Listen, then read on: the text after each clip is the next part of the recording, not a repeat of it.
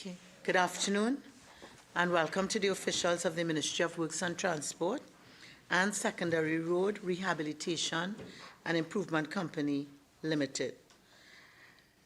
I am Bridget Anizet George and I'm the chairman of the Public Administration and Appropriations Committee of the Parliament of Trinidad and Tobago. And today we are about to embark on an examination into the management and operations of the Secondary Road Rehabilitation and Improvement Company Limited, and these are aligned to Sustainable Development Goals 9 and Sustainable Development Goal 11. The Committee on Public Administration and Appropriations, PAAC, has the mandate to consider and report to the House on A, the budgetary expenditure of government agencies to ensure that expenditure is embarked upon in accordance with parliamentary approval.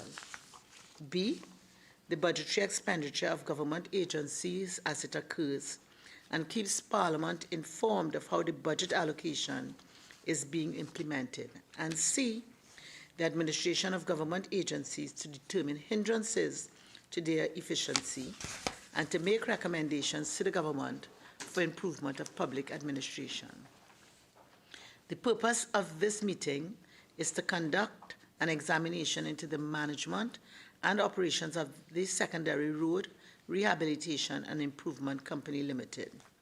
The role of the committee is to assist the stakeholders in achieving the efficient delivery of services while ensuring that expenditure is embarked upon in accordance with parliamentary approval, to determine the challenges being faced and possible solutions to these challenges, and to make recommendations for improvement of public administration.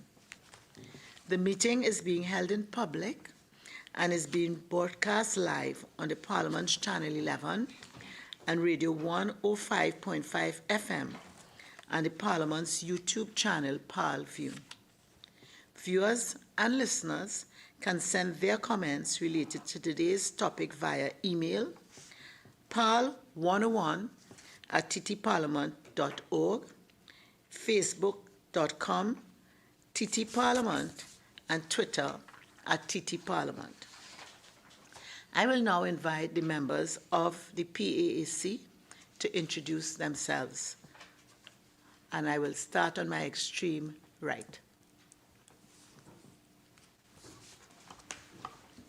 Good afternoon, everyone, and good afternoon to us. Hasselbachers, member. Good afternoon. I am Ayana Webster-Roy, member. Good afternoon, everyone. I am Lawrence Islop, member. Good afternoon. I am Lakrambodo, Vice Chairman. Welcome again. Good afternoon. Welcome, everyone. My name is Wade Mark, member. Good afternoon. I am Randall Mitchell, member.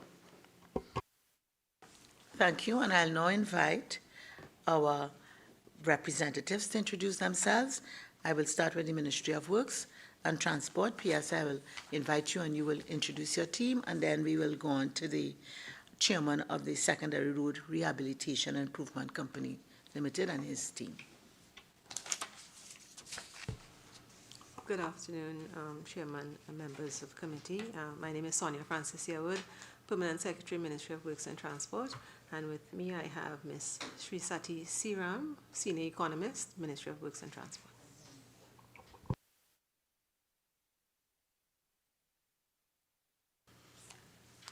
Good afternoon, Madam Chairman and members. My name is Antonio Ross. I'm the CEO of the Secondary Roads Company.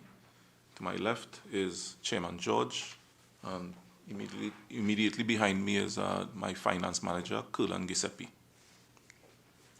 Thank you very much. And P.S., I think we'll start with you. I invite you to make a brief opening statement, if you so wish.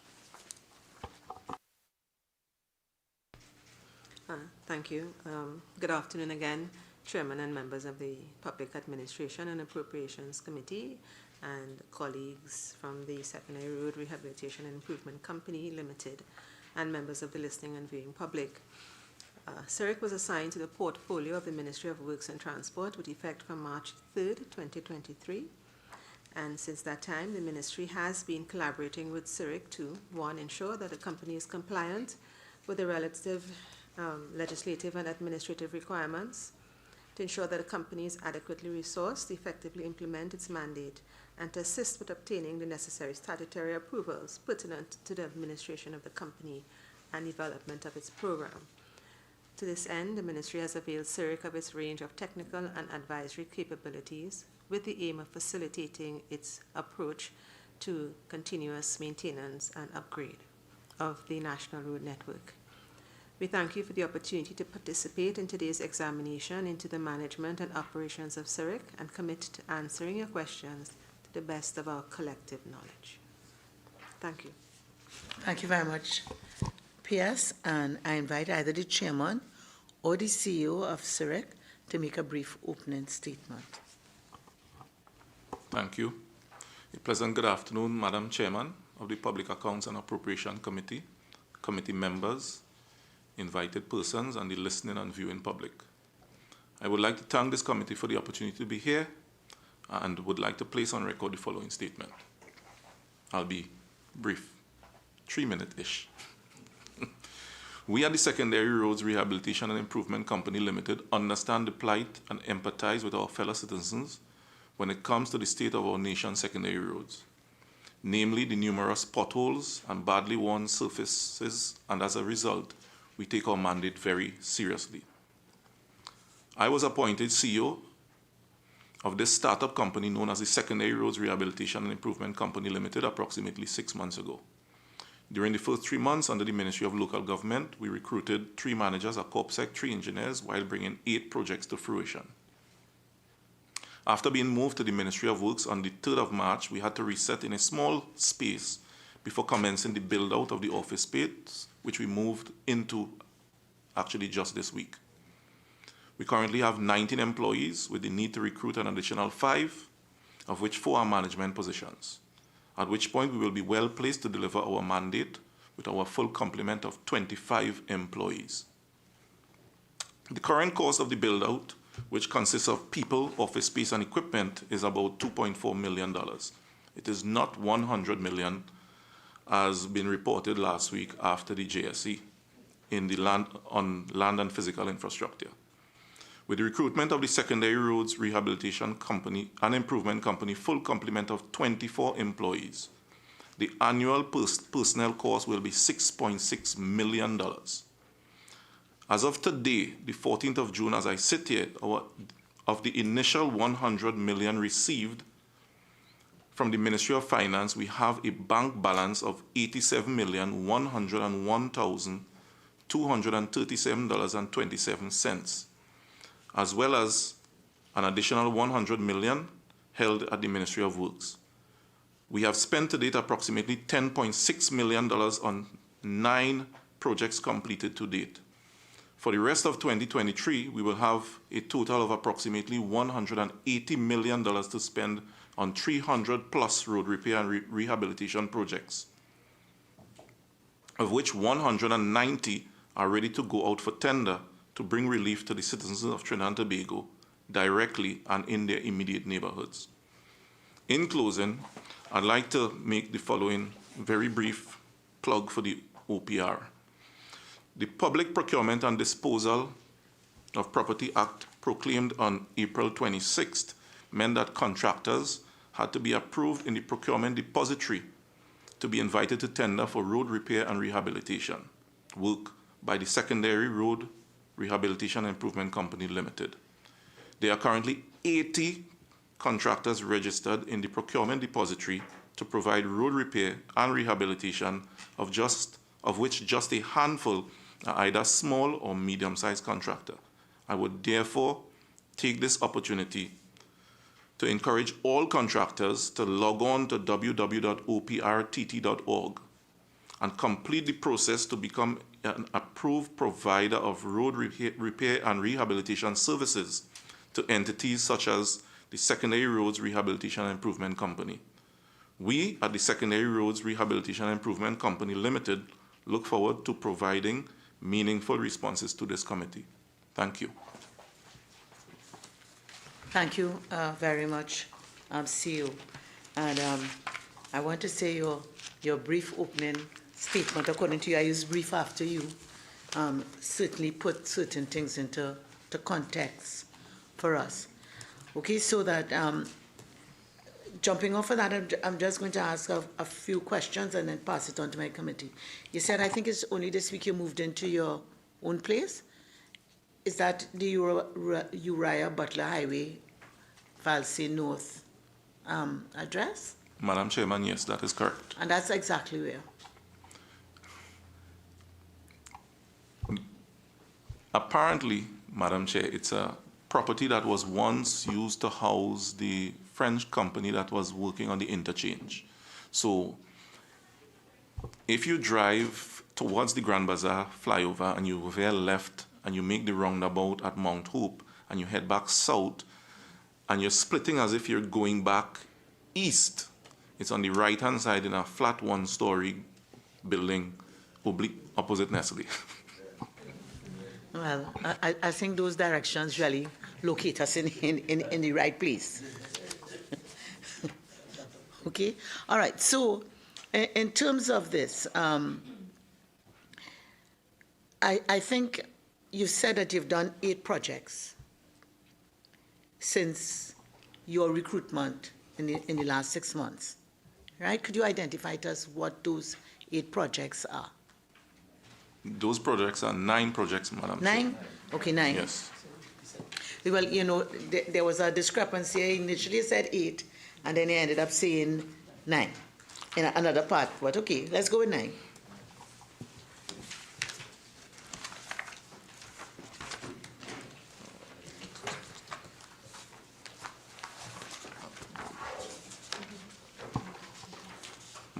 Madam Chair, those 9 projects are one project in Phoenix Park, another throughout Port of Spain road restoration works, one in Mackay in Belmont, one in Brasso Venado, one in Fonzamad in St. Anne's, another on Current Road and Current Link Road in San Fernando, another in Palo Seco, one in Cumberland Hill, and Gaston. The recent one that may have missed me myself is Gaston Street in Shogunas.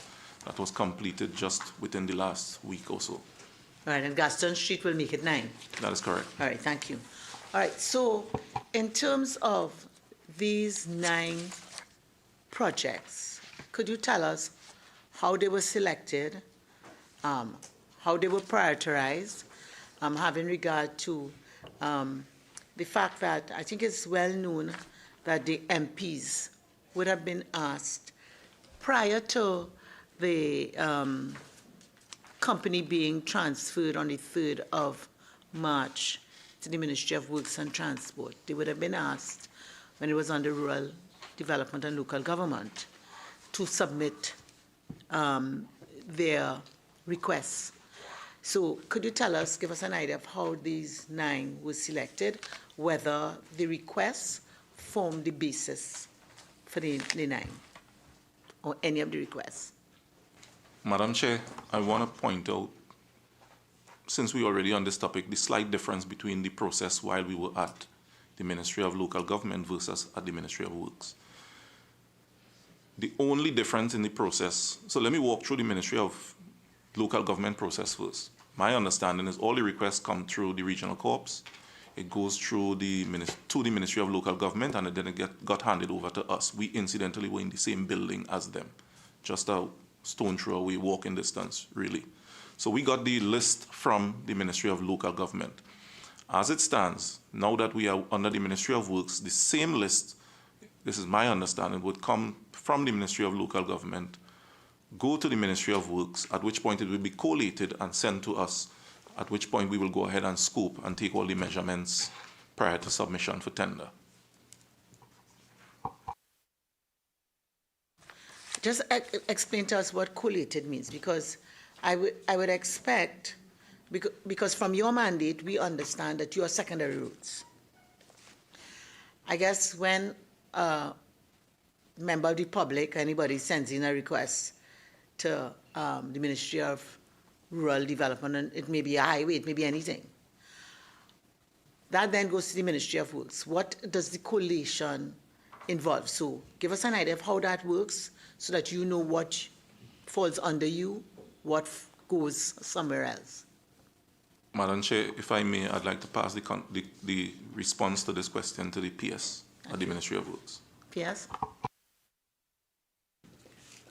Yes, Madam Chair. As the CEO would have indicated, the projects would come from the local government, the regional bodies, and one would take it that it would come with some measure of priority because they would have identified what is critical for their areas. It would go to the Rural Development Line Ministry, that is their line ministry, and then it would come to the Ministry of Works and Transport. In relation to, I hope I'm picking up what you're asking, in relation to the then taking it across to SRRICL, of course, the ministry would review the listing that is provided, and if there are any projects that are under the remit of the ministry in terms of the type of roadway, we would then take that project and place it onto our program.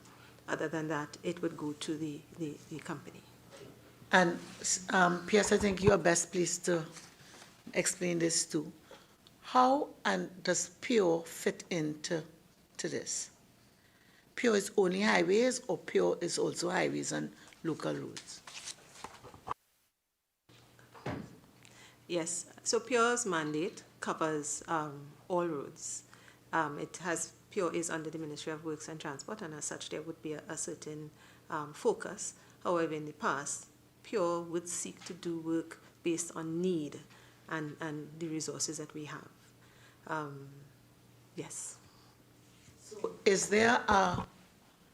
there exist a sort of overlap or duplication between PURE and secondary roads? So I understand PURE is wider, but in being wider, it takes in even SRRICL, right?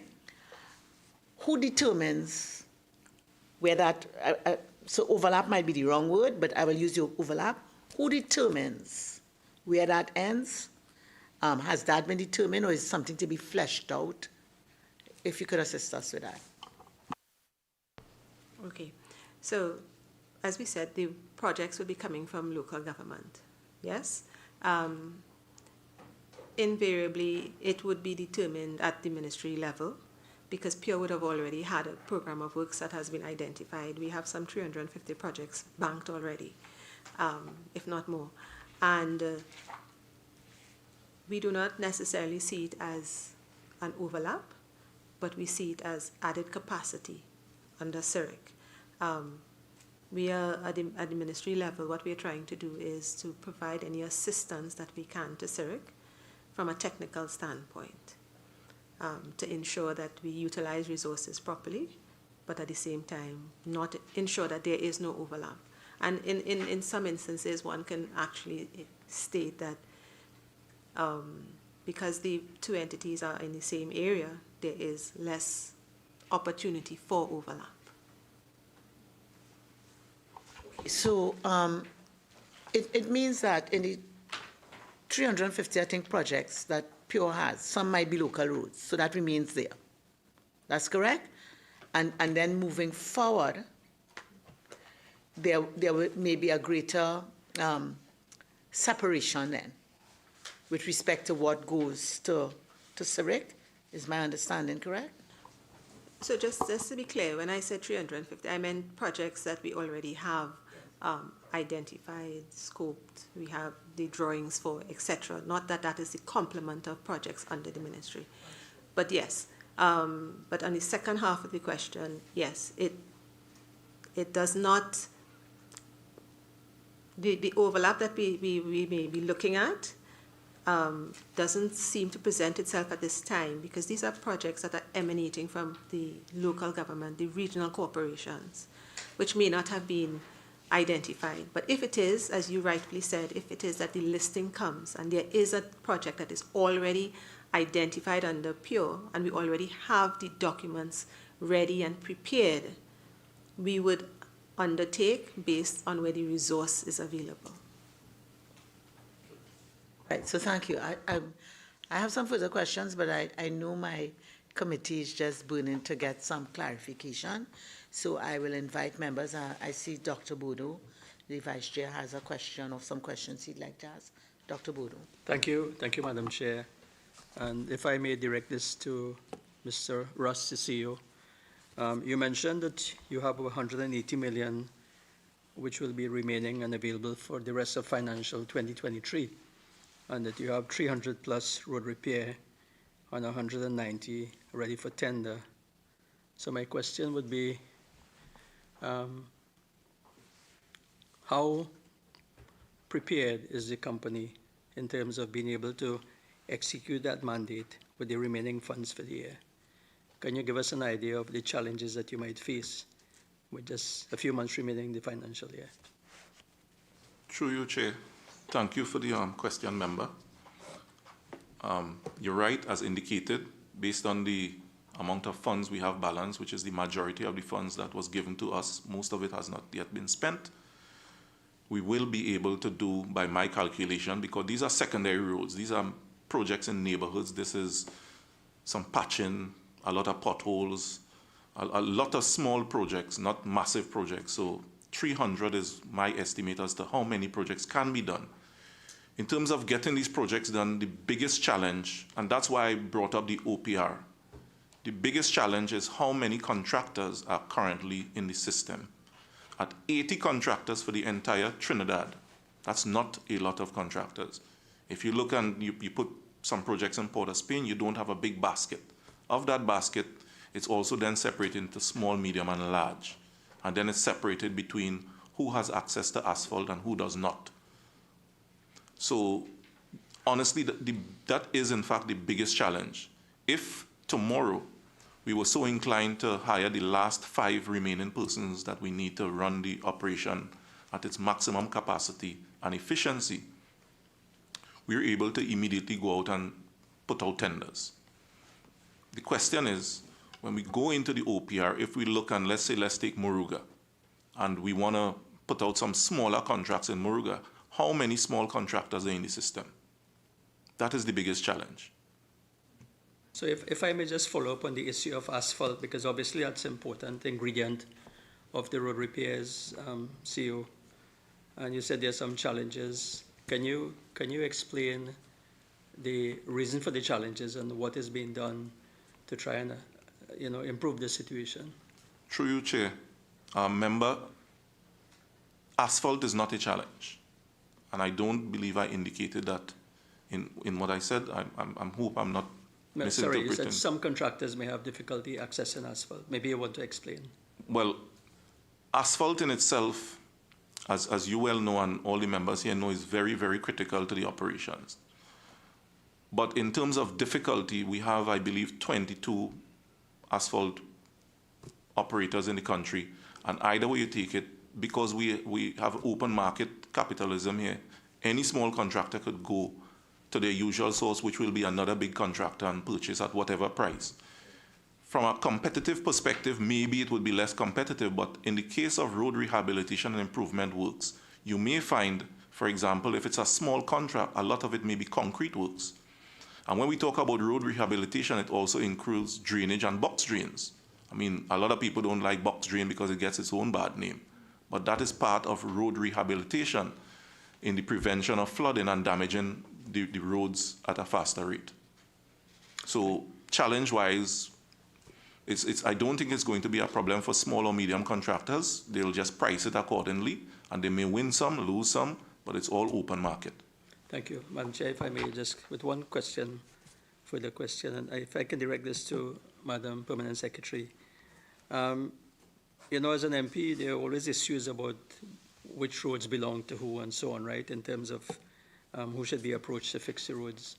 Would you be able to provide a classification from the ministry's point of view as to how you classify roads, highways, secondary roads, and how you define those roads? Yes, member, we can provide that, and we will provide it in writing. Are you able to give us some sense of what we are talking about? Well, I know right it might now, be something technical. that's okay.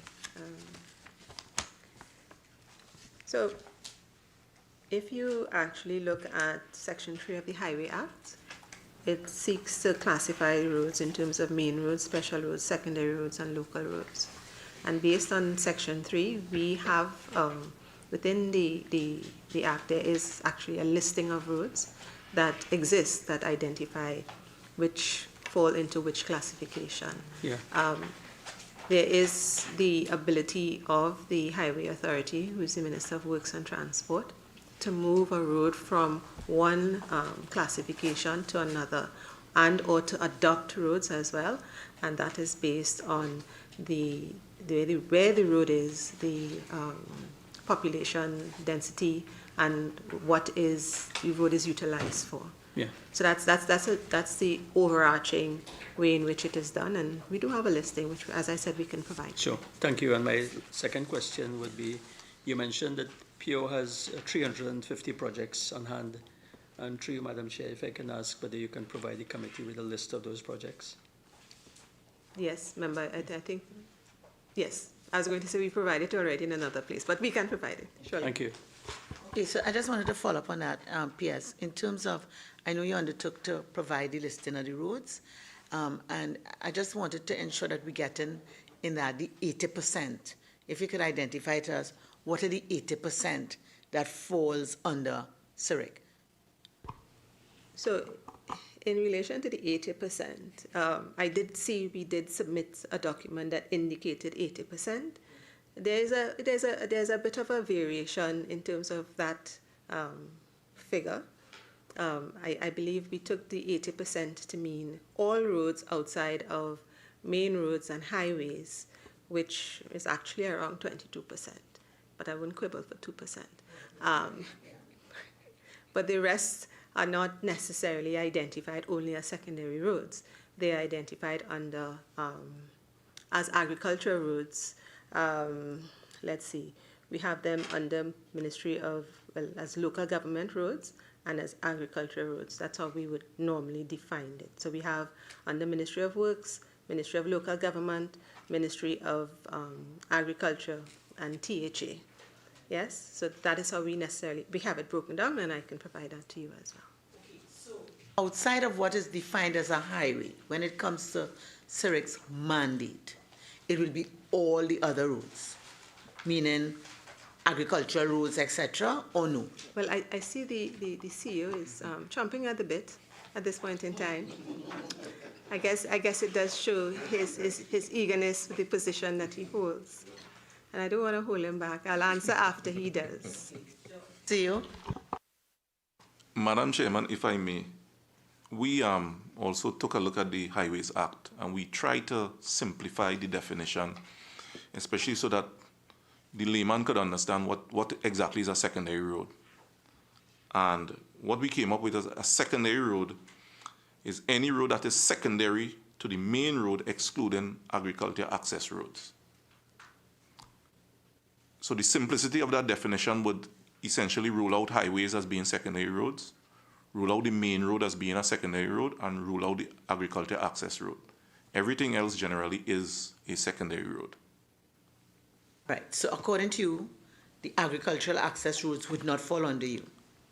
That is correct, Right? Madam Chair. Okay, and while you're at that, I can't find it exactly where in your submission, but there was a statement where where you all had said that for you all, you would want to say, to make a category of tertiary roads.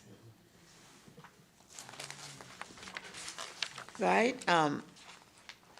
If you could just explain that to me. In the meantime, I'll look to see if I put my eyes on the particular page. Oh, Madam Chair? Yes, please delete that from that submission. When we looked at it, what we were quibbling internally about was some of these secondary roads are like sub to secondary roads, so we try to figure out if it was more from where a layman would sit if it was a tertiary road. So yes, we actually modified that response. All right, so there's an admission then that in law there's nothing as a tertiary road. right? That is correct, Madam Chair. And regardless of how a secondary road is, it's a secondary road, except from your perspective, an agricultural road, right? We know highways and main roads, okay? Now, what I want to ask the PS, does that line up with your definition? Because I'm not sure.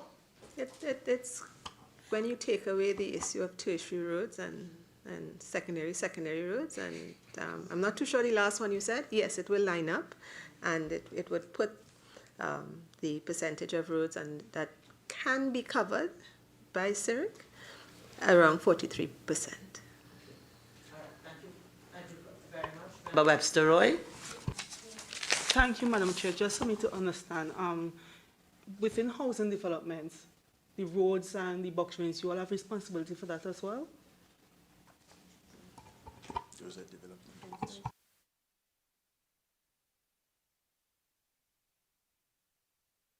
Asking Madam Chair is that sometimes persons within housing developments, even a Tobago MP, reach out to me and they could never figure out who is responsible for their particular issue.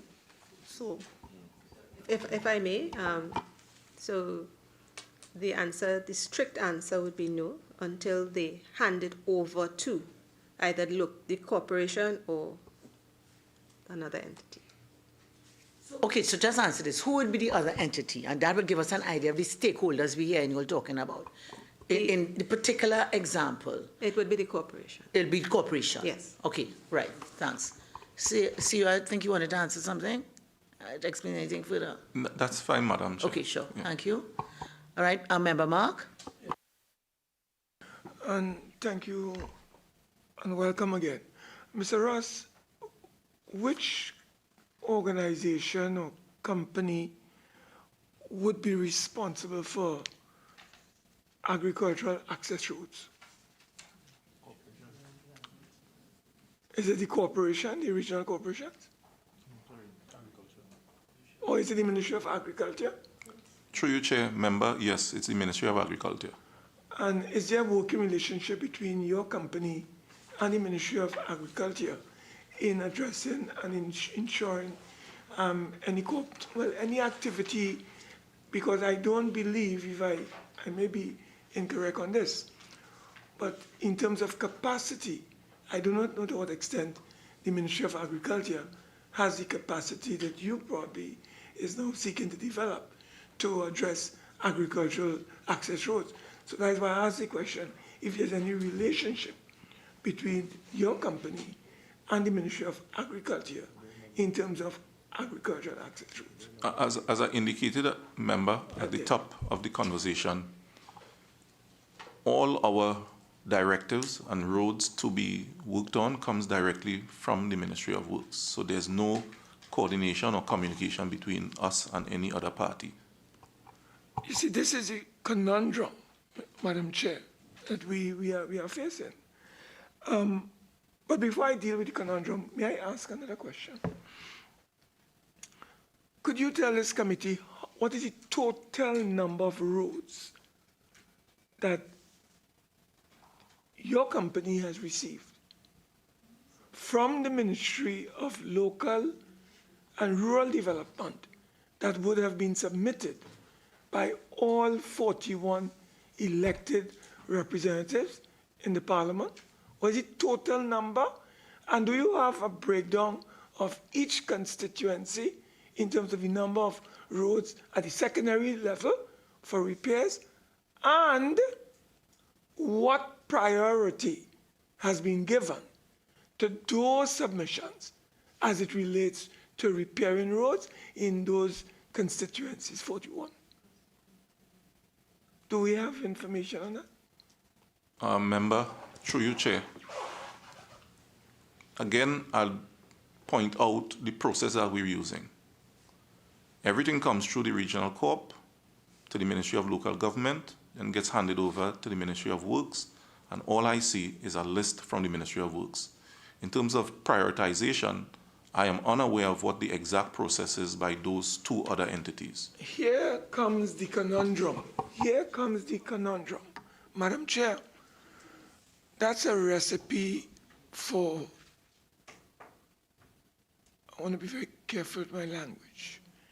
it's a recipe for some degree of uncertainty and unpredictability. Now, the Ministry of Works and Transport has something called PURE, which is a unit of the ministry. So I can understand, Madam Chair, that the ministry can determine which roads PURE deals with. But when it comes to the company, which is an independent, natural personality under law, personality, right? You understand what I say? I am no lawyer. I'm not a bush. I'm a bush lawyer. Okay, you are the real lawyer. So I will look for guidance. So, Madam Chair, I am asking the question. How can the Ministry of Works direct an independent company under law that has, and look, I have it here in the cabinet note. I have the cabinet note, and the cabinet note outlines the mandate of this company. But all it says is that it will be under the purview of the ministry. I didn't see anywhere in this mandate, Madam Chair, where the ministry has the authority to determine the number of roads and where these roads are going to be repaired. You see, that could lead to geographical discrimination in quotation. And I'm not casting aspersions. But you have just said, Mr. Ross, that your company is really a conduit. You are there as an independent company, and you are taking all the directions are coming from the ministry. And there is where a number of constituencies in this country, whether it's on the red side or the yellow side, can experience real challenges. Madam Chair, I need your guidance on this matter.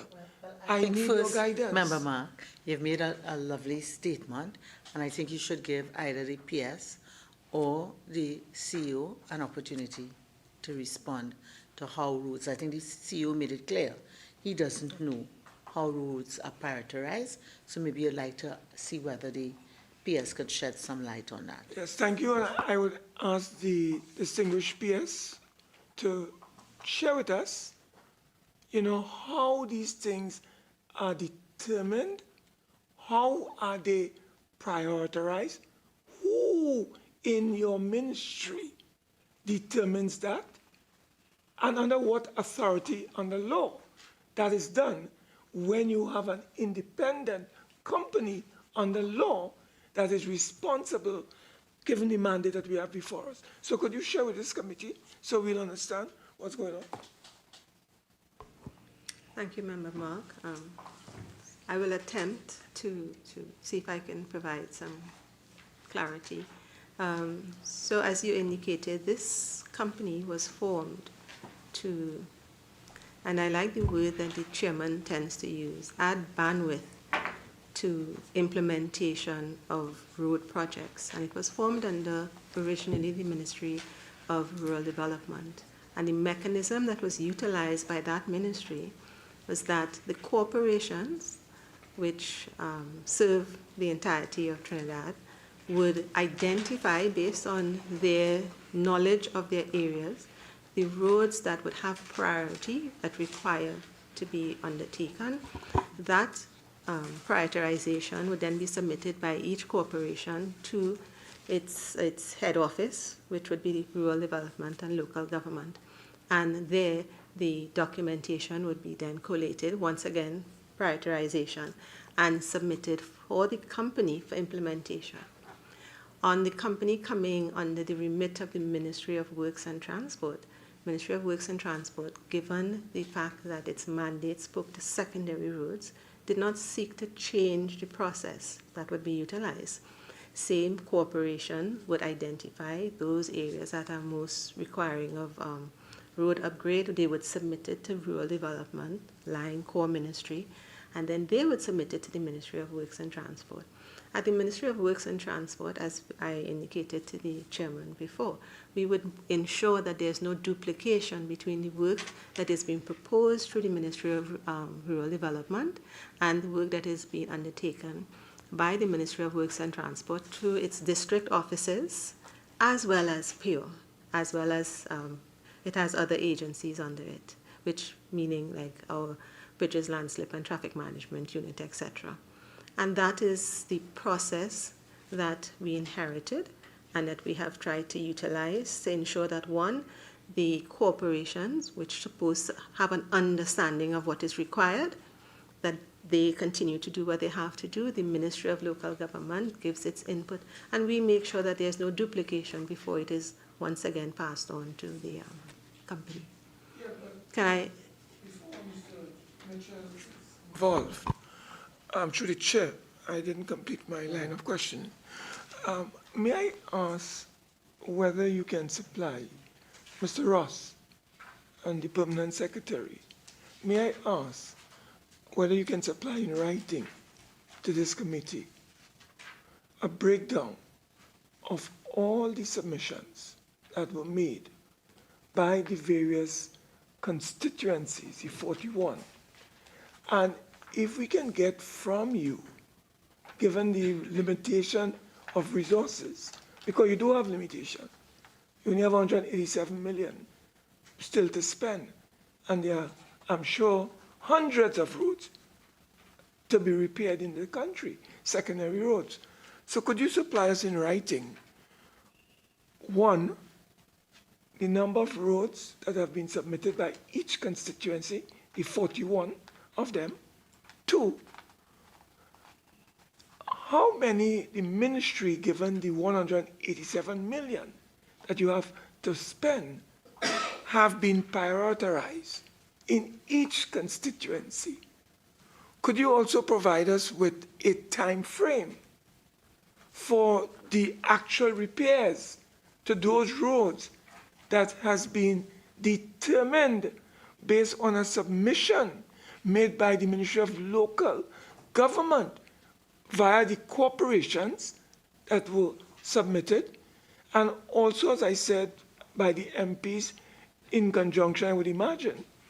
How many of them would be completed within the time frame that you all have set, so that at least we here at the level of the committee will have an appreciation of what you have set, what you intend to complete, when you'll be completing them, and of course, what additional resources you may require to deal with some of these matters that you obviously have to deal with. So I would welcome, for instance, if that could be put in writing and sent to the committee. I just want us to back up a bit. I think, for me, my understanding is that for fiscal 2023, the CEO estimates there are 300 projects that they could do with the money. Okay. Okay? I think that's my understanding. Right. I think if I understand the CEO well, SRRICL is not actually doing the work. They have to retain contractors. Right. So while they're scoping and whatever other processes they do, they have the capacity and the funding to do 300 until they get responses to the tenders. And he pointed out the contractor deficiencies that exist. They can't say that the 300 that they have the capacity to put out there would be taken up, because he explained that there are only 80 in the depository, and of the 80, not all of them are small and medium. Right. And the works, I guess, they have identified based on their allocation left, and I guess to get the best spread. That's my understanding of what he said.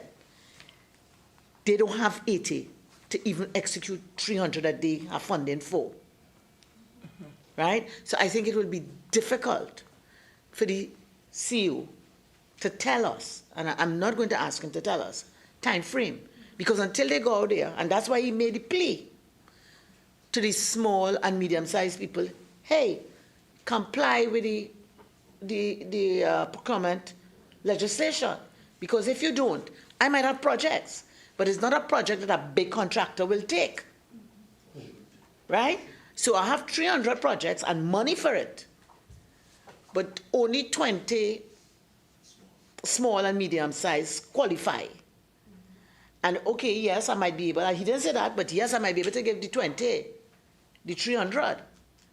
But they're not going to be able to do it in an effective timeline as if I had 300 or 200. So I think that's my understanding of the discussion that far. So while I will allow the requests for the number of roads that were submitted by people per constituency, I think the 3 and 4 are things we can't ask the CEO for at this stage. May I ask one final question before I turn over to the chair again? May I ask, Madam Chairman, through you to Mr. Ross and to the peers, I understand the point that you have made, and Mr. Ross.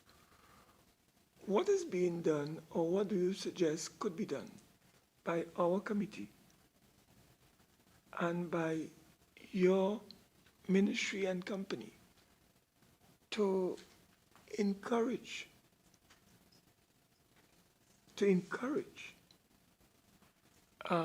contractors, small, medium, and large, to get onto the depository, as the Honorable Chair said, because there is, in fact, a major gap between the 300 projects that you have identified and the only 80 contractors. And we don't know, based on what you have said, what percentage would be small and medium and large in terms of submission. So I just wanted to ask, it's a very pertinent question in the context of the modern legislation that was recently proclaimed. So could you share with us in any way how you believe it could be done and what role we can play as a committee in encouraging these contractors to get registered into this depository under the procurement legislation in TNT? So that is something, Madam Chair, I'd like to ask. But while I think it's something of interest, I also think that's an unfair question for the CEO based on the mandate. That might be a good question to ask the procurement regulator, who we don't have here. But I think that is a bit, and the CEO may want to profit things, but I think that's pie in the sky. His mandate is to develop roads, secondary roads, infrastructure, and road rehabilitation. The business of the procurement regulator is not his business, save and except that he has to comply with that legislation to be able to do tenders. So that may be a question that we may want to, as you know, member, we do send out additional questions. That may be a question that you may want to ask the committee to send elsewhere to put into this. I don't think it's a question for the Chief Executive Officer. I would not put any sort of probative value to his response if he even ventured to give me one. Okay, Member Mark, you have anything else? No, I don't. Okay, Member Mitchell. Thank you very much, Madam Chair. This is to the PS. PS, I could be wrong, but I think I'm very sensitive, and I have this acute ability to sense where there is a little bit of conflict, and I'm noticing a little bit in your body language between the parties, not in a bad way. And I'll tell you where I'm going. Now, you in your opening statements, you indicated something that came to me as a big surprise. I did not know that the Pure unit was responsible for the entire road network in Trinidad. I thought that the Ministry of Works, through PURE, was responsible for the highways, the main roads, and some secondary roads. And in fact, we have that here when we examine the cabinet note. So the information before us is that 9,000 kilometers, our road network is 9,000 kilometers in length. The Ministry of Works and Transport is responsible for the maintenance and upgrade of highways, main roads, and some secondary roads, which is 2,135 kilometers. The legal responsibility for the maintenance of the remainder of the road network, almost 7,000 kilometers, falls under regional corporations as well as the Ministry of Agriculture, Land, Fisheries, and other institutions. So if we look at the other roads, that amounts to approximately 77%. But if we make deductions for THA roads, those roads that they are responsible for, and Ministry of Agriculture through EMBD, Senator Mark says he's not sure. I'm also not sure if they still manage the agricultural road network. Let's say it's approximately 70% for secondary roads. So I'm seeing an issue where there needs to be a review where the PURE unit under the Ministry of Works and Transport,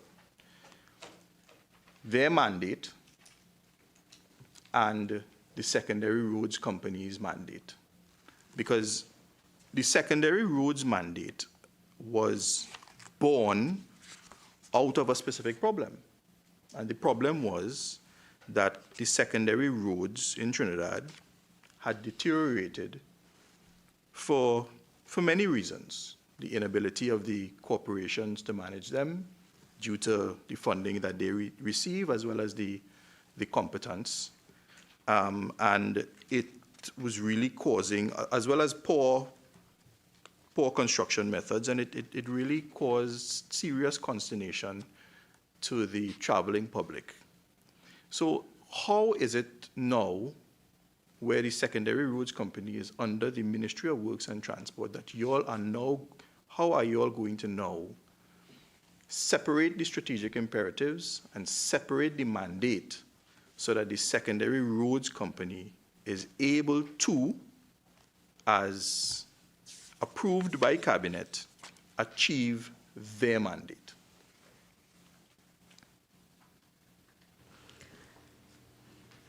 I'm trying to distill the questions, member, but I'll Okay, start. let me distill it. No, but if I may, I just need to just clarify one statement you made up front. You indicated, and Chairman not meaning to, you indicated that my statement was that PURE was responsible for all the roads in Trinidad. That I don't believe that would have been my statement. I would have said that PURE has the capacity or has the remit to undertake any type of road. PURE stands for the Program for Upgrading Road Efficiency, and the note that created PURE gave it a little bit of a wider mandate than strictly highways and main road. And over its period of operation, it has, where possible, based on its resources, undertaken more than highways and main roads. So in case what my statement prior in any way gave you a different impression, I just wanted to clarify that and apologize if it did. Yes, member. So I'm taking what you said in your statement, that PURE was responsible for the road network, but you've clarified yourself.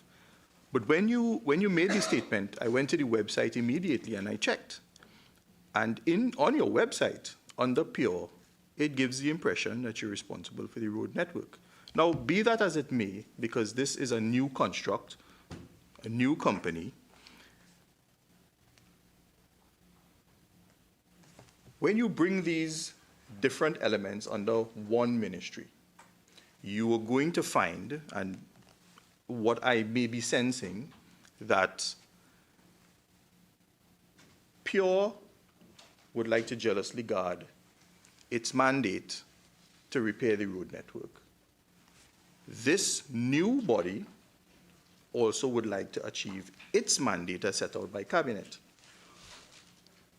Having regard to your website, having regard to the mandate given to this new company by Cabinet, how are you now going to separate whose mandate is what to achieve the infrastructural upgrades and efficiency that we all want to see in Trinidad and Tobago? So, member, going back to your identification of the different road types, where, as you rightly said, 22.1% is under main roads and highways at this time, 18.3% approximately is under Ministry of Agriculture based on agricultural access roads, 16.5% is THA, and we have identified 43.1% as under the secondary. Under the Ministry of Rural Development and Local Government and secondary. Now, as we may have stated earlier, we really see that with the placing of the secondary roads company under the Ministry of Works and Transport, it can actually be utilized in terms of a better coordinating effort to make sure that there is no duplication, and also to make sure that resources are best utilized. And resources meaning technical capacity and systems that may have been developed, yes, that can now be put to the company's disposal. So I'm not clear. I will try and loosen up my body language a little bit more, because the only sorry, because as we speak, under the Ministry of Works and Transport, what we are seeking to do is to see how best we can assimilate the company that we have been given to oversee, to make sure, as I indicated in my opening remarks, that they are properly set up, that they follow the legislative requirements, and that anywhere that we have resources that we can assist the company in terms of their development and how they build out, that we do so. So, for instance, as the CEO would have indicated, they are now in new accommodation. It is Ministry of Works and Transport building. In the same way, any other type of resource that we can harness to have them develop, that is what we do. Because at the end of the day, we understand that the intention is to bring the road network of Trinidad to a standard that is acceptable to the entire country. And as much resources that can be placed, we are willing to so accept and work with. Member. Member Bodo. Thank you, Madam Chair. And I just want to direct this question to the CEO. And it's regarding in your submission, the memorandum of understanding is currently being concluded between SRRICL and WASA, which will allow WASA to meet the Regulatory Industry Commission's standard of road restoration within 7 days, with the work being completed by the SRRICL. So 2 questions. One is, has this MOU been completed? And the second would be, if the answer is yes, would the company, the SRRICL, be responsible now for completing all restorative work following WASA repairs? Thank you for your question, member. Through you, Chair.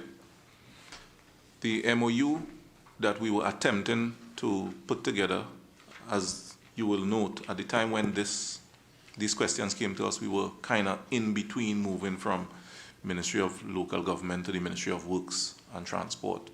At the time, we were seriously looking into an MOU, which is just a framework where we would discuss and figure out stuff, right? Where we were observing that there was some degree of difficulty being fostered upon the public whenever roads were repaired, whenever leaks were repaired, and the time it took to get those roads repaired. And for the most part, when one of the public pass over a bad spot, 6 months after it was a WASA leak repair, they don't say WASA. What they might say is the regional corporation. So we were trying to overcome that situation. And in so doing, when we came over to the new ministry, we actually abandoned that project in itself. At the same time, though, I do see that there are a lot of benefits and synergies in working with WASA, save and except for the legal requirement for WASA to do the repairs whenever they dig the road up, or whenever they do a repair, they're legally obligated to do the road repairs as well. So I still believe there's some opportunity for that, to look at it as an MOU and to get into a serious position to assist in quickly alleviating the bad roads after those leaks are repaired. But that is something that's not given within the cabinet mandate, for number one, and because we are operating under the current ministry, they need to give us some guidance as to whether they would like us to pursue that. But from my perspective, I believe that's something that should be pursued, save except for the legal authority of WASA to repair those roads back to how it was before any leak incident had occurred. Thank you, CEO. If I may invite the PS, with your permission, Madam Chair, to perhaps shed some light on, on where we could go with this, because at the end of the day, the mandate of both the Ministry of Works and Transport and this new company is really to provide better roads for the public. And CEO said it causes some measure of difficulty for the public when these roads are dug up and not repaired. But I want to say to you that it's not really some measure of discomfort. There's a lot of discomfort because many of these, WASA sites remain unrepaired for long periods of time, creating not only discomfort but danger to the public. So, Madam PS, I don't know if you want to give your take on this as to where perhaps the Ministry of Works and Transport is looking at. Because at the end of the day, and again, maybe you can clarify, Madam PS, regardless of who damages the road, it will be the mandate and the responsibility of the Ministry of Works and Transport to ensure that the roads are safe for the public to use. Yes, Member. So just, as you say, just for some clarification, now there's a difference between, and the CEO mentioned it, the legal requirement and the issue of safety of the roadway, yes? So under Section 65 of the Highways Act, it provides under 1, 2, 3, 4, there are 4 particular specific articles here, which says that if you are undertaking any work which involves the breaking or the opening of the highway, that it shall be reinstated and made good the street after completion of the works. And it goes on to state in terms of time and what happens if the person does not undertake. And this feeds right back into the WASA responsibility in terms of fixing the road when a leak is fixed or there is some type of road work. Now, of very importance is the issue of if WASA fixes a line and then you come and fix the road, there's then a certain transference of liability in terms of what is fixed by WASA. So there's a need to be very careful in terms of ensuring that WASA goes into a roadway to fix a road, WASA does the repair. When the ministry goes into a roadway to fix the roadway and there is a WASA pipe there, the ministry takes on the responsibility of moving the pipe. It pays for moving the pipe, it does all that is required in terms of moving the pipe, and it takes on that liability. When WASA goes and fixes a pipe based on something that has happened under the roadway, then they take on that liability. And one just has to be careful. It is outlined in law as to the steps that are supposed to be taken. That is one. Two, under the ministry, we also have a unit within our highways division called a utilities unit. That unit seeks to engage WASA on a consistent basis, because WASA is supposed to identify to the ministry every time it is going to do any work under the roadway, unless it is emergency works. Yes? So we have constant, and let me even go one step further. The ministry also identifies to WASA all of its program of works for the year. And if we are going to be doing work on an ad hoc basis, we also identify to WASA. So there is a system, there is a legislative underpinning to how the interaction should go. We have also undertaken to enter discussions with WASA in years gone by in terms of trying to tighten how we fulfill what the law says. And we are in continuous discussion on that. Thank you, Madam PS. And we have provided that type of information to the company. Thank you. I mean, while that is obviously a good explanation, it's all very clear in the law and so on, you know, again, it remains to those who use the road that this is surely not a satisfactory situation. Is there anything else from the Ministry of Works point of view that you envisage? Perhaps you can throw in a suggestion here to this committee in terms of getting this coordination a bit tighter, because certainly those roads are not repaired within the 7-day time frame as stipulated by the RIC conditions.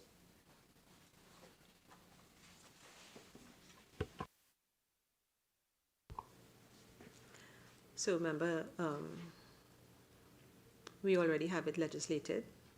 It is to be enforced. And I would imagine if the committee puts as one of its recommendations the constant urging or setting up of some external team to seek to ensure that it is undertaken, that may be one way of going.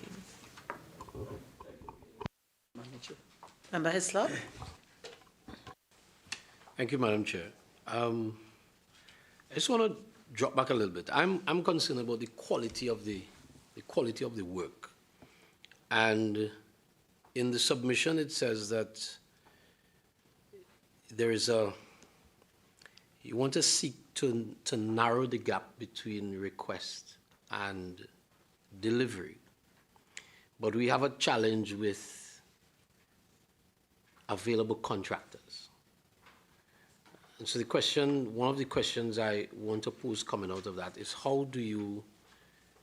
what is the plan to treat with the shortfall in contractors? Now it says that the contractors are used based on the zones, and you prefer to use contractors within the zones that they are located so that it reduces mobilization time and maximizes the use of resources in each zone, which I'm in favor of, because if you treat with contractors within a community, there's a spin-off effect in the community, economic activity and so on.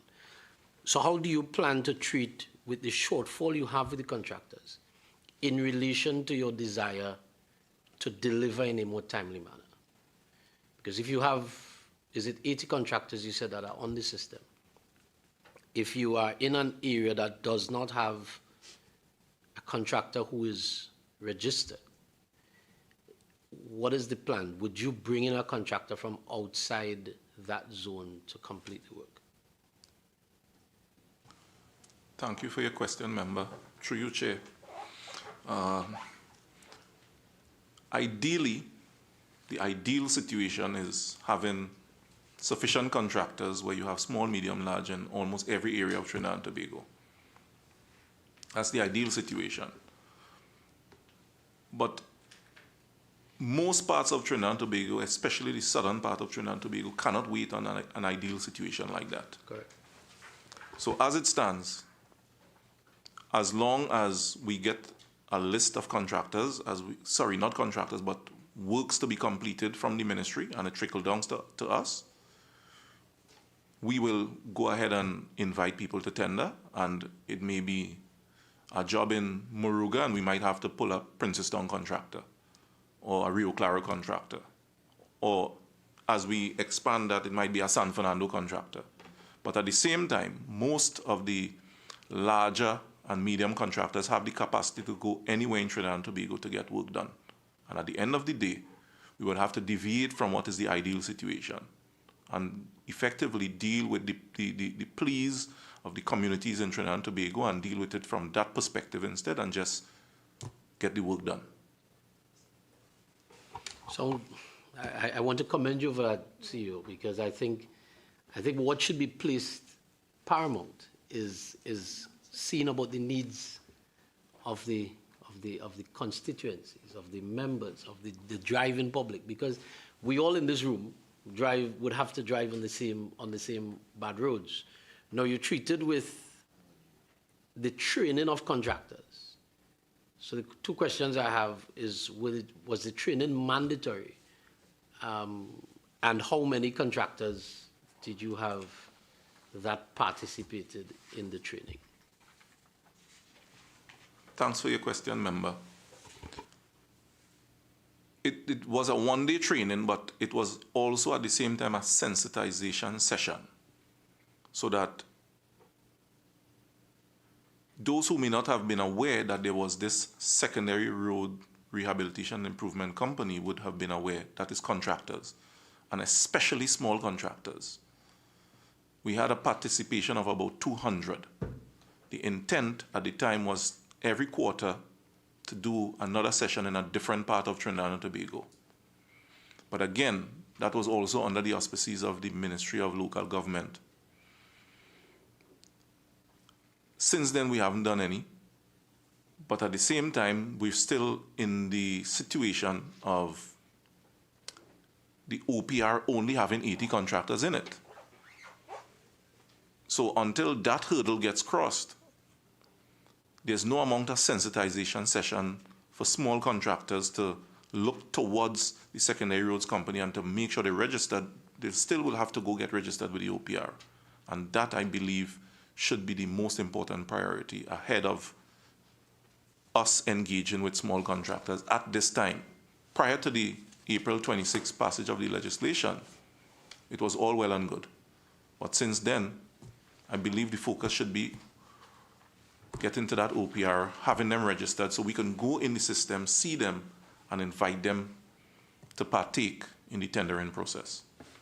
Thank you, sir. Chairman, I got the impression that the training was to strengthen the construction practices of the contractors. That's what I thought the training was about. But I gather that is not what your first session was about. Your first session. So is there a plan by the company to engage contractors in good construction practice sessions? And then what are the oversight and checks and balances that are in place to make sure that projects are completed as tendered? Because we know we have a reputation in the country where contractors do work, or we give out contracts to contractors. The work is not done to standard. And then we have a situation that we pay out money, and then within a year, within 6 months, we have road slippage, we have sinking. So share with the committee and the listening public. Thank you for the follow-up, member. As a matter of fact, you are correct that the purpose of that session was some measure of training in good practices with concrete and asphalt, and specifically we were kind of focusing on the whole idea that if we were to deploy hundreds of contractors closer to their home base, we'll be able to get much smaller jobs done, like potholes. The issue with potholes is, I mean, as a as a member of the driving public and transporting and traveling public. It's really a scourge in the nation. And the idea of bringing these small contractors who would have no problem doing 6 or 7 potholes within 2-3 streets of the neighborhood as a contractor, that would be a small contractor. It's not something that would be attractive to a big contractor from San Fernando to go do 10 potholes on 3 streets far from his home base. So you are correct. It was fostering the good practices to the smaller contractors as to what would constitute a good patching of a pothole versus patching a pothole today and in 1 month it's totally obliterated. In terms of quality control and quality assurance, within the current setup that we have at the Secondary Roads Company, we have at least 5 engineers currently employed and 5 technicians. The purpose of the technicians is, for example, we recently did the Gaston Street project. The purpose of the technicians is to be there during the entire process, at the different steps of the process, and ensure that there's quality control and assurance, including of the type of materials being used, their sampling, their testing, they're sending it to the lab, in terms of the actual methodology that's being employed, ensuring that the methodology is as per the contract, and that is how you actually get good quality roads. And basically, we are doing all we could to ensure that we get quality for the resources that we are putting out, and to ensure that the life of the road would be longer than the usual, or the minimal expectation that we've grown accustomed to expecting. Madam Chair, one final follow-up. In terms of your checks and balances, what is there in place with a contractor? Is there a retention when you do the contract? Is the contractor responsible within a time frame for if the works that were completed were not done to the standard that you have set up? Thank you for your question again, member. Yes, there's a retention of 5% of the total contract value, as well as, I think the issue is enforcement. I'm not sure, and I mean, under the Secondary Roads Company, me having come from a different environment that had nothing to do with road paving, in different environments, it goes by what they're accustomed to. And I believe that it's an issue of enforcement. So if we are to enforce that 6 months or whatever time period, then I think that we would be able to get slightly better responses. But as it stands, from the projects that we have done so far, we've seen nothing that would give us pause thus far. I'm also aware that there's a certain amount of evaluation and scoring that's done, where if a contractor does a job and it is not satisfactory in terms of being re-invited to tender, that would play upon that process in that evaluation. Member Barkas, thank you for being so patient. I think after you would have completed the full full circle. round. Yes. Thank you, Madam Chair, and good afternoon again. Couple things. It is interesting that you're running quite a lean organization. And if you get to the point you want to get, it's 25 of you. But when you look at the mandate that you've been given, it seems quite large. I think part of the confusion that happens in the general public space and other places is when you are responsible for, and I mean, it says it in this thing, the development of existing infrastructure of the road repairs, rehabilitation, upgrade of road works and things. People get around to the thinking that you have this army of people who go out with backhoes, trucks, excavators, and so on and fix it. At a very high level, just for that we put a full context around the SRRICL, what exactly it is that you are doing in the context of your mandate. Thank you very much for that question, member. Through you, Chair. It has to be looked at in the context of project management. Okay. So there's no more words I could add to that. It's really project management, which then, if you look at it from that perspective, you can see why you could run a lean operation. to be honest, the most important part of it, to go back to what the member Hislop's point of view, is the quality control and quality assurance part is where the bulk of the personnel would actually come from. If you invest more in that portion of the job or in that portion of the employee base, you could easily increase your bandwidth. Don't increase the management and the other structures, but increase the engineering and the technician aspect of the jobs. But at the end of the day, it really is project management. I want to thank you for that, and I think many people would have been educated based on that answer. It's really important that we set that context so we know where you are. There has been significant conversation surrounding the impact of the proclamation of the procurement legislation on what you've had before. And even in your answer to Member Hislop, you did mention that prior to that, things were different. Is it that prior to that, the multitude, the amount of contractors across the definitions that you have, small, medium, and large, was sufficient or big enough that you would have been able to get to that number that you mentioned earlier in terms of your mandate and the expenditure that you think you could have accomplished? The short answer, member, is yes.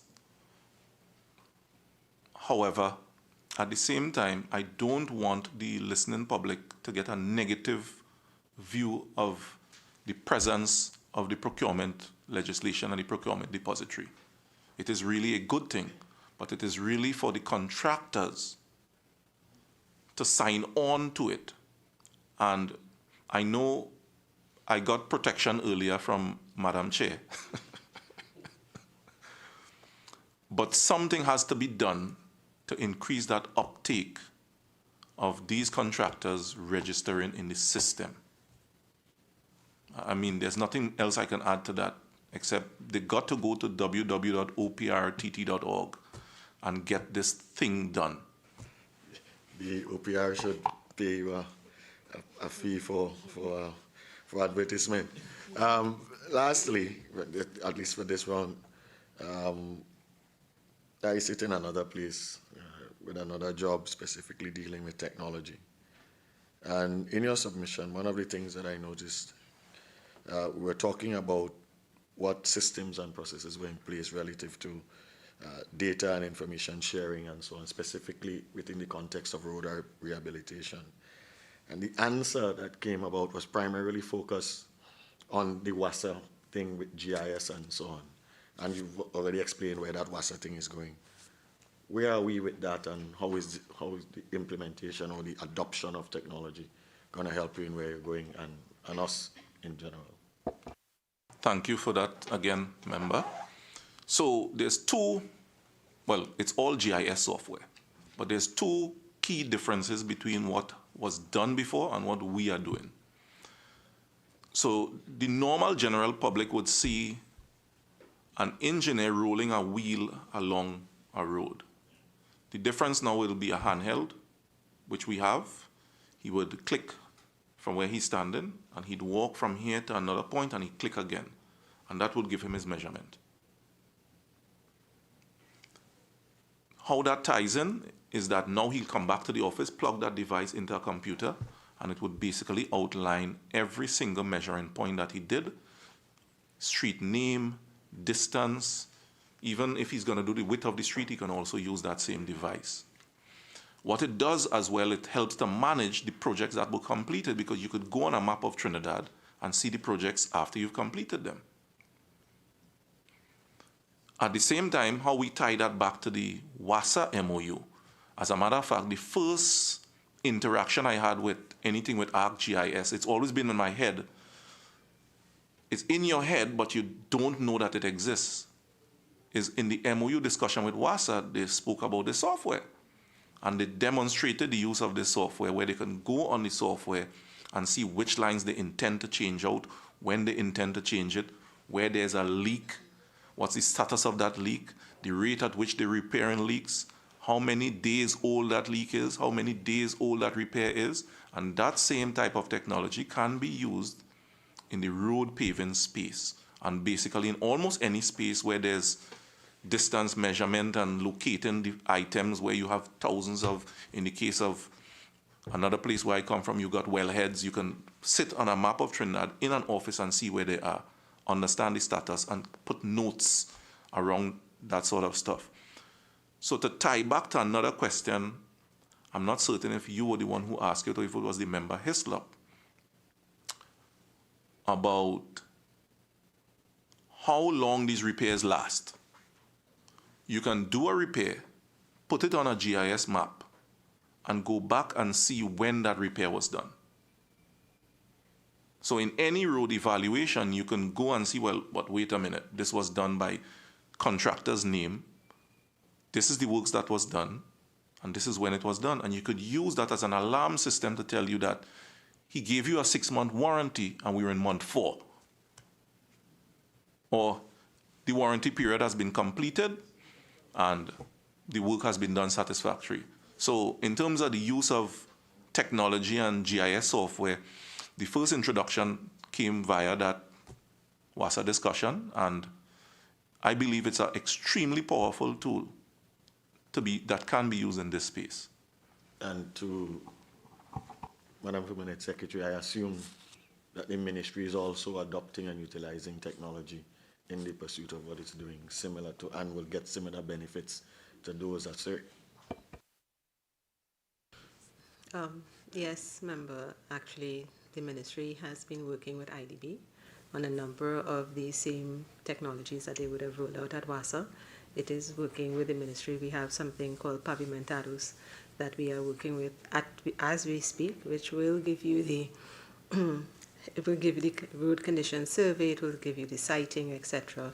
We also have another program similar to what is being spoken by Mr. Ross, in terms where all our engineers will be going out with handheld devices. I'll talk to him after because they don't have to come back in. They get it one time. So we are doing same thing, and I guess that is why we will now have synergies, further synergies. Yeah? Mr. Roy? Thank you, Madam Chair. I wanted to ask about the internal audit function at the company. That is a very important function. I want to know the status of your internal audit unit. Thank you for your question, member. As it stands, that unit is not yet currently working. However, as of, I think yesterday, we sent out requests for, again, this is where the OPR comes in. In order to hire persons, we have to now get a competent company that's already registered under the OPR. So we got through that hurdle already. And now we're going to be sending out invitations. Well, they would be undertaking the invitations for those to apply for open positions, and that is one of those positions, which is for an internal auditor, as well as an internal audit manager and an auditor. Well, I would say 5 weeks, and I'll tell you why. Because even when you interview someone for a job, and if they're currently employed, they still would have to give their employer sometimes 4 weeks notice, 1 month. So between sending out advertisement, getting them to come in, filtering through the system, conducting the interviews, that could easily be 3 weeks, 4 weeks, and then a further 4 weeks when they're given their notice if we accept one of those candidates. Madam Chair, my other question is, in reviewing your responses to the committee, a question was asked about the strategic plan, and you noted that members of the board were working on it. I want to know if there's any change in terms of the status since you submitted this on the 4th of April. Thank you for your question, member. Again, similar situation. We have 4 contractors that we selected. So we're going to send out requests for proposals, and the members of the board will not be working on that. We'll actually be using a professional organization who've done strat plans before, and they'll be getting together with us and working on that strat plan. So again, that invitation would probably go out next week, and I'm not certain what that time frame is going to be, but yes, it's in progress, because according to the SEPMM, it's really those two items that we have outstanding, which is the audit function and the strat plan. Thank you, member. Member Mark, and then Member Mitchell. Chair. Mr. Ross, Mr. Mitchell, Randall, could you just leave? Thank you. Mr. Ross, can I ask, on behalf of our committee, or to supply this committee with the current expenditure of this company thus far? What has been the expenditure level or the value thus far? I know you're just about 6 to 7 months old, but how much money this company has spent thus far? Is it about 13 million?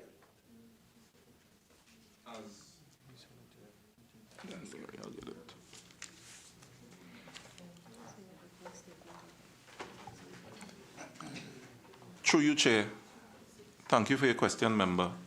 In the opening statement, I indicated that the exact bank balance of the 100 million that was received is $87,101,237.27. So one could easily calculate from that our maximum spend on this company is in the vicinity of $12.9 million. And that's for the first 100 million. What about the second 100? It's still at the Ministry of Works. It has not been received by the company, member. Okay, I'll come to that one just now. But let me just ask. You see why the member Webster Roy raised this question about the internal audit function? Because, and I'm very happy to note, although I'm disappointed that it is taking a bit longer than usual, but it's good to know that you are going to have your internal manager, audit manager, and auditor on board within the next 5 weeks, because you have spent thus far, as you said, around 13 million, okay? And that is rising. So I am sure that this committee and the chairman in particular would look forward to you reporting to this committee within the next 5 weeks that you have your internal audit function up and running. That's the first thing I want to emphasize, and I'd like you to at least provide our committee within that period. The other point I want to raise is this. Could you tell this committee, out of the 9 projects executed thus far, the names of the contractors involved and the tendering process executed, whether it was competitive, whether it was sole select? Through the chair. Through you, Chair. I don't have that information here in terms of the list, and I'm not certain, Chair. I guess we can provide that in writing to the committee, the list, as opposed to calling names in this room. No, this is a public, we don't operate a secret society as far as I know. This is a public matter involving public money, and it demands transparency, openness, and accountability. Anything about secrecy, only the chair has the authority to decide that. But okay, my understanding is that you don't have it here with you? That's correct, Chair. Okay. I don't have it here, but we can provide it in writing, Okay, thank if you that's very no much. problem. Thanks, member. Thank you, Member Mark. Thanks, Chair. Yes, let me continue. Thank you, Madam Chair. Earlier on, Madam Permanent Secretary, it may have missed you, but I want to tell you, it didn't miss me. you use the word assimilate. And I'm sure if you go back to the Hansard, we will come across that word. My understanding of assimilate is absorption. My understanding of assimilate is to bring an organization into conformity. And this is where, Madam Chair, I have a problem. You know, capitalism is a system. If you do not really have policy interventions by the government through the state, the rich will become richer and the poor will become poorer. The big companies will become larger and the smaller ones, like Eric Williams said, the sharks will consume the sardines.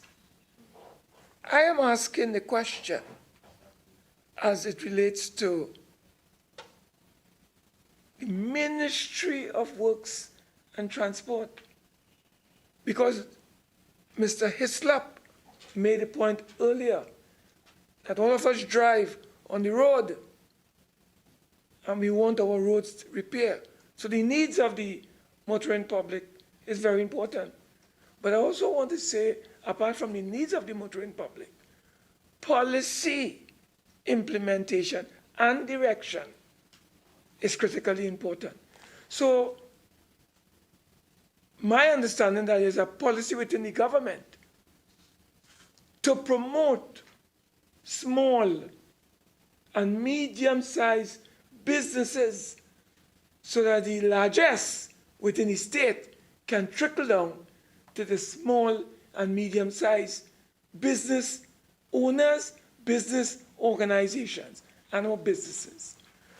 What I'm seeing here, Madam Chair, is based on what we have been told so far, and given what I see, and I want to be very careful. I don't want to call it strangulation. I wouldn't want to call it strangulation. But I want to say that... I don't want to cut you in full flight, but, you know, and I know how good you are at making nice speeches, tying up things. But, you know, in anticipation of the question, I'm not sure. So if maybe we could get a little more directly to the question, then I will be certain you will be strangulating anybody. Well, I prefer to use the word retard rather than strangulate. Nice word, but, but still though, in fairness to the PS, I think the question is going to be directed to her. If maybe we can get a little more directly to it, yes, because we may well get lost in the very lovely weighted speech. The preamble, Madam Chair. You're so kind.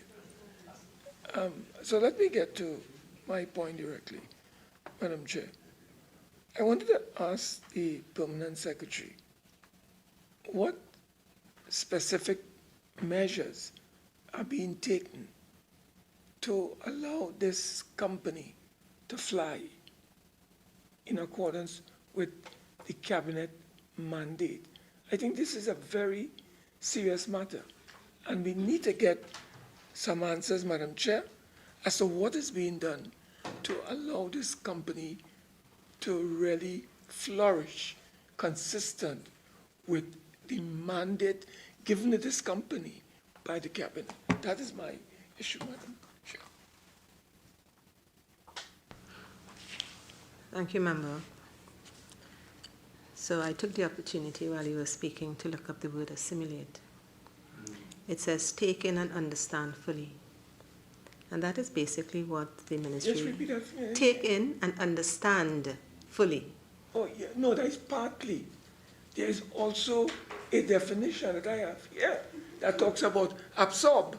Well, I talk about conformity. I do apologize. I'm using the Oxford Language Dictionary I am here. using thesaurus. Well, I'm using the dictionary. So okay. I'm so happy for the language skill and the lexicon that we have here. But I think, Member Mark, I understand.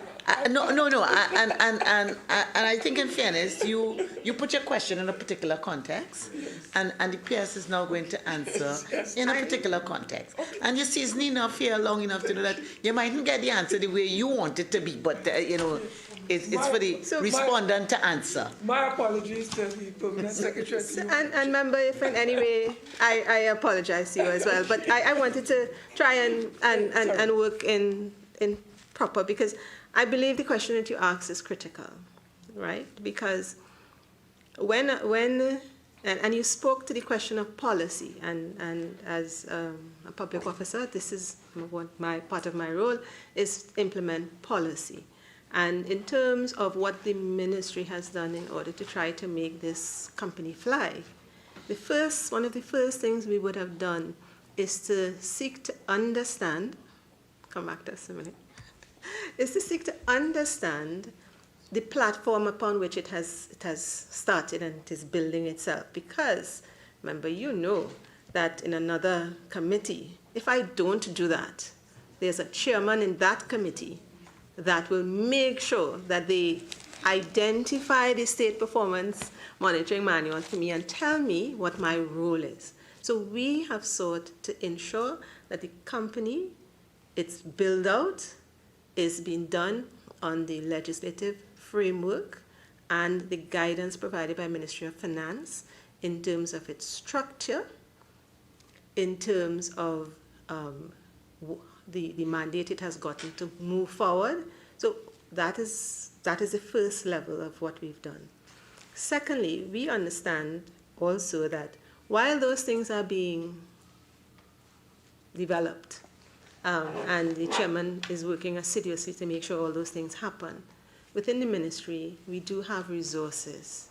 We have systems that have been developed, and we have said to the company, we can assist you in terms of your scoping. We can assist you in the whole suite of project management services that you require in order to make sure that you get your work done. The whole suite of quality control and quality assessment. We spoke about that before. So in the ministry, we have the capacity where when the engineer goes on site, there can be testing of the asphalt to make sure it is the specification. Yes, that there can be other testing done to make sure that we undertake the work in terms of what was laid out in the contract. We also have procurement processes that we have, listing of pre-qualified list of contractors, etc. And all of those things we have made available to the company in order for it to, and I use your word, member, fly. I also want to just make a little clarification that we make the statement that the ministry has $100 million for the, holding for the company. There's an allocation of $100 million that was under the Ministry of Rural Development, and in the mid-year review, that allocation was then placed under the ministry. But as you know, member, an allocation is just that. It's an allocation until we have projects that are at a certain point that we can then apply for the funds from the Ministry of Finance. And that has not reached to that stage as yet. But in terms of assisting the company to fly, we are making sure that it conforms, or we are seeking to make sure it conforms to the State Enterprises Performance Monitoring Manual. We are providing at its disposal the resources within the ministry from a technical standpoint. We've also indicated to the company in terms of the new Procurement Act. The Act requires you to do certain things. It requires certain committees to be set up, and it requires certain disciplines to be on that committee. Where the company does not have the discipline as yet, the ministry has indicated that the ministry's personnel can be utilized. This has been cleared with the Office of the Procurement Regulator, and it is not only with this company that it is being done, but other companies under the ministry's remit. Chairman, member.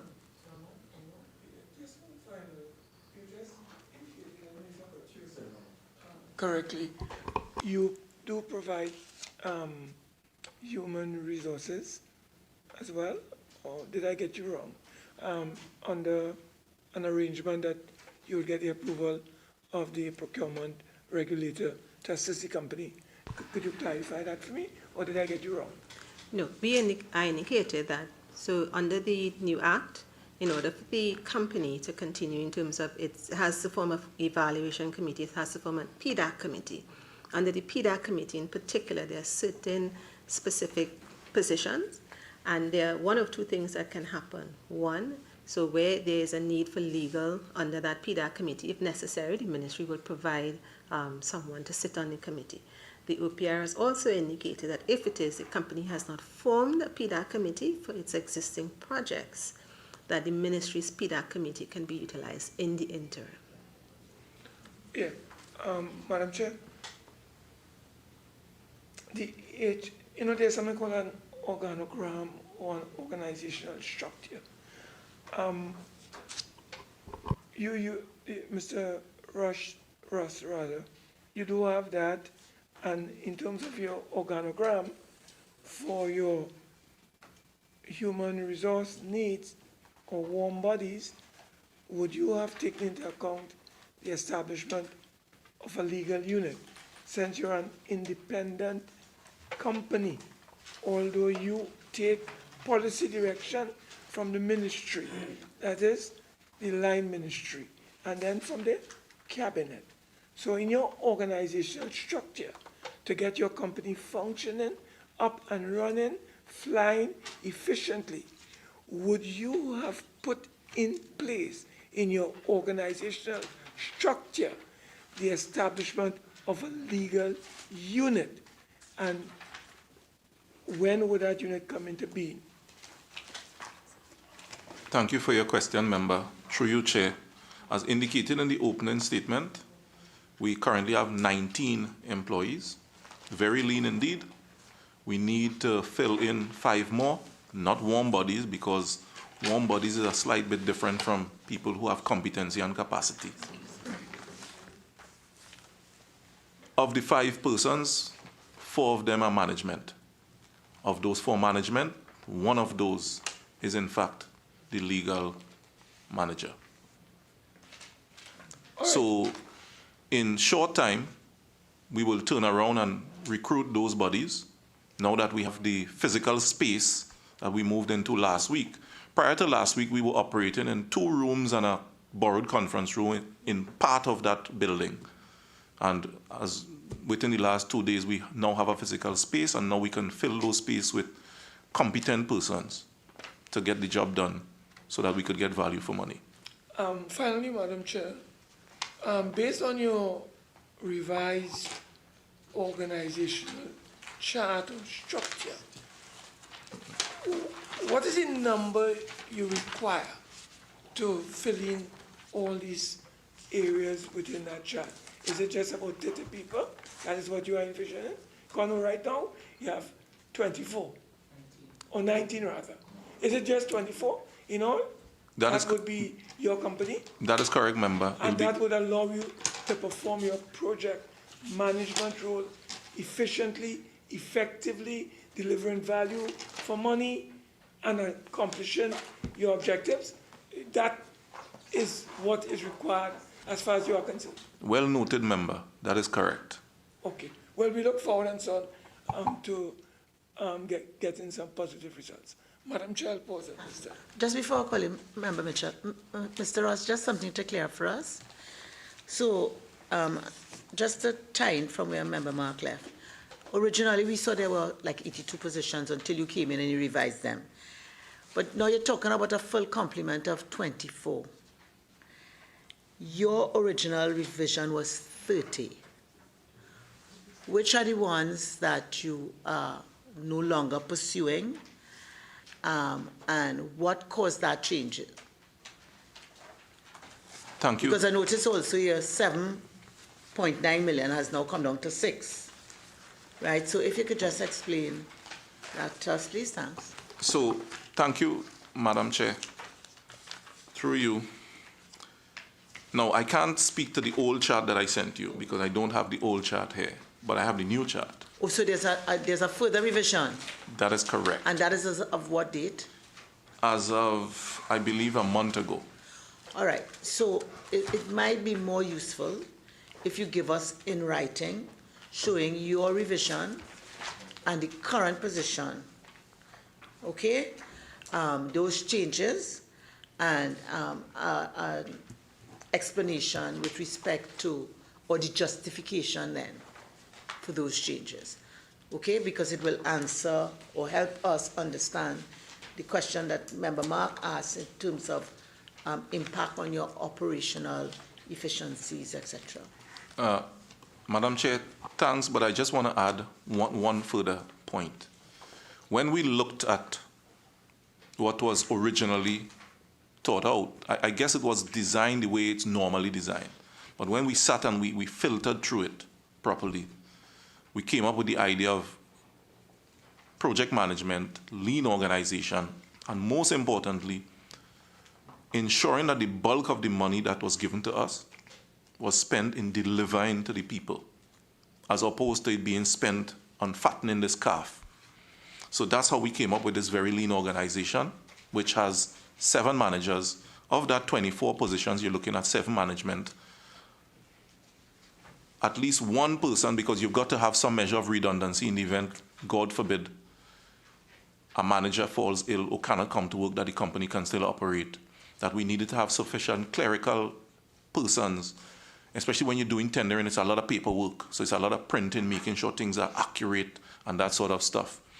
And really and truly, that's how we came about having this very lean organization, 24 persons, total cost of $6.647 million per year in salaries. Thank you very much. Member Mitchell, thanks for being so patient. Thank you very much, Madam Chair.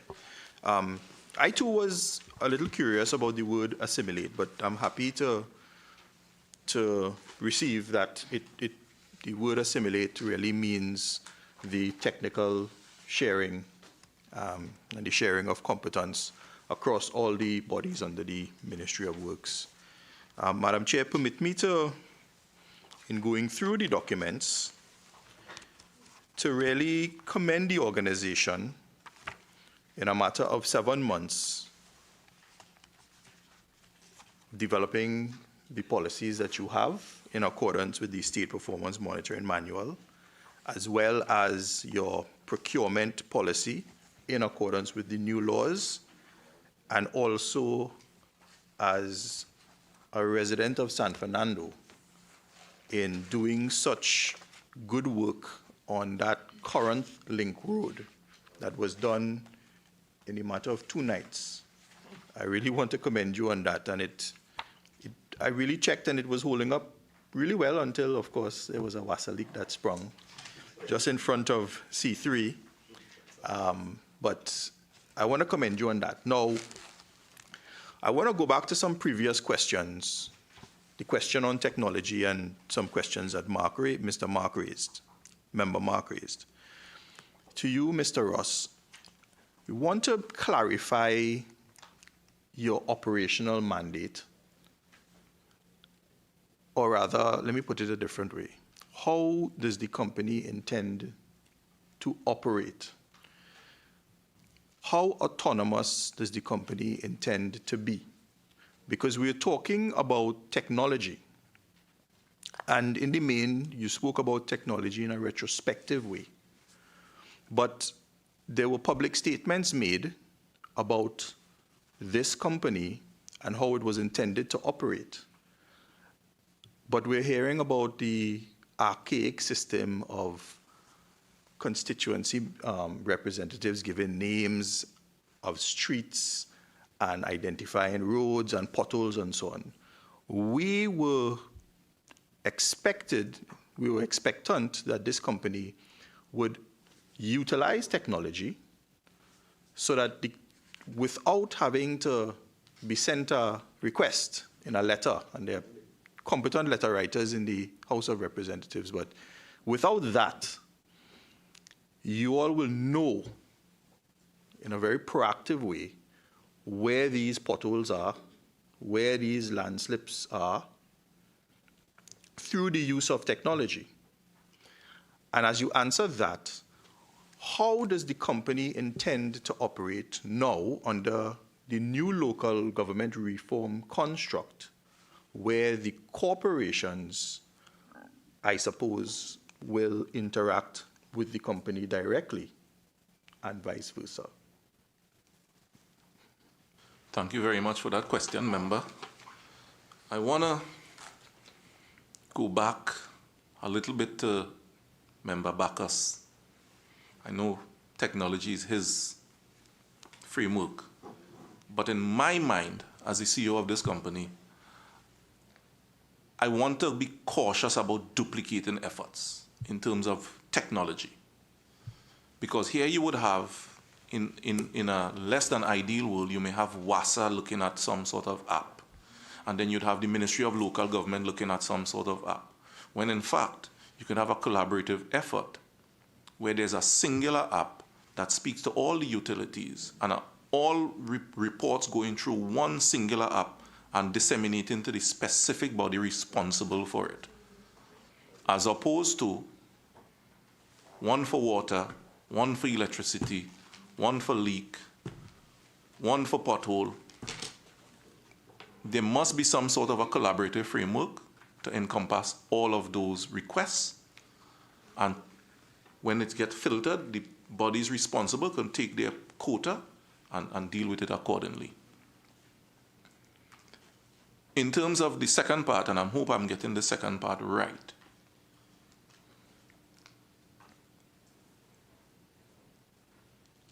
in terms of how we coordinate with requests, in my own mind, I'm not certain as to how the local government legislation would fit into what we do and what may be the eventual outcome in terms of what would be the roles and responsibility of the current regional corporation, and how does that fit into what we would be responsible for, especially since we're under the Ministry of Works and Transport and not under the Ministry of Local Government. But if I were to speak to an ideal situation with the use of technology, with the use of a clear, because I did observe a specific question that came under the JSC last week that spoke to prioritization. And my own observation as a person is that people's priority is whatever affects them. So if you go into Port of Spain on Picton Street, the priority is whatever affects Picton Street. But there should be a process where we could look at a specific project and call it a priority, where it gets labeled as a priority and it immediately gets attended to. Now, mind you, in the current state that we're in Trinidad, especially with the type of soil types in the deep south and the weather conditions, etc., you might find that your list of priorities might be 100 or 200. But at the end of the day, we must have a process for prioritization. We must have a process by which we can get these services closer to the people using technology. We must have a process by which we react in a more timely manner and at the same time provide quality goods and services, in this particular case, service. And this conversation kind of lends itself to starting to foster that sort of thought process. And however that falls within the legislative positioning and the members who are responsible for getting it done, hopefully they can all come together and make this be a more seamless process. So this is why, if you go back to the original question, I'm asking the question, you know, how autonomous does the state enterprise, SRRIC, intend to be?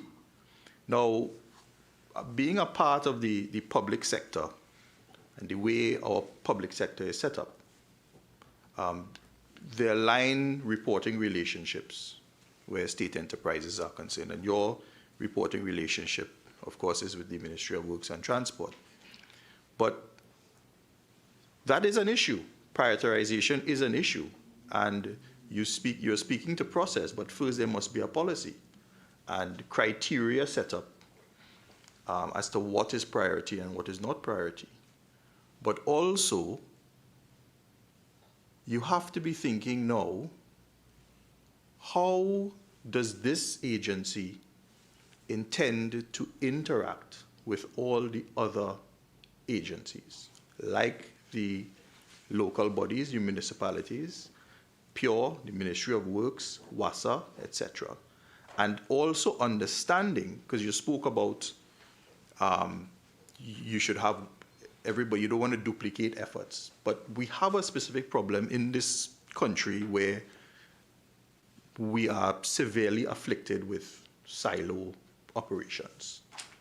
Now, every member knows, with a phone, knows that on Waze, you can tell now where there's a traffic jam, you can tell where there are police situated, and perhaps you could even tell where there is a pothole. Because what do you call it, Minister Bacchus? This the type of where everybody pools and everybody becomes a part of this application? It's crowdsourcing. No, but what's the name? Was the technical name? Anyway, there's a technical name that relates to the sharing and everybody participating to make this app work. You know, but that is what we're looking for, a proactive approach, and not where, you know, Member Mark has to get up in the Parliament and ask, you know, that there is some sort of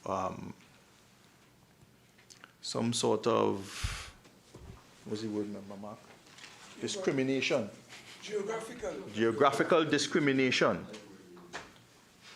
So, you know, that's what we're looking for, and you know, it goes with your operational mandate, and that's what you have to think about and develop policies where that is concerned. So you don't have to wait on a list from the Ministry of Work, so you don't have to wait on this, so you don't want to wait on that.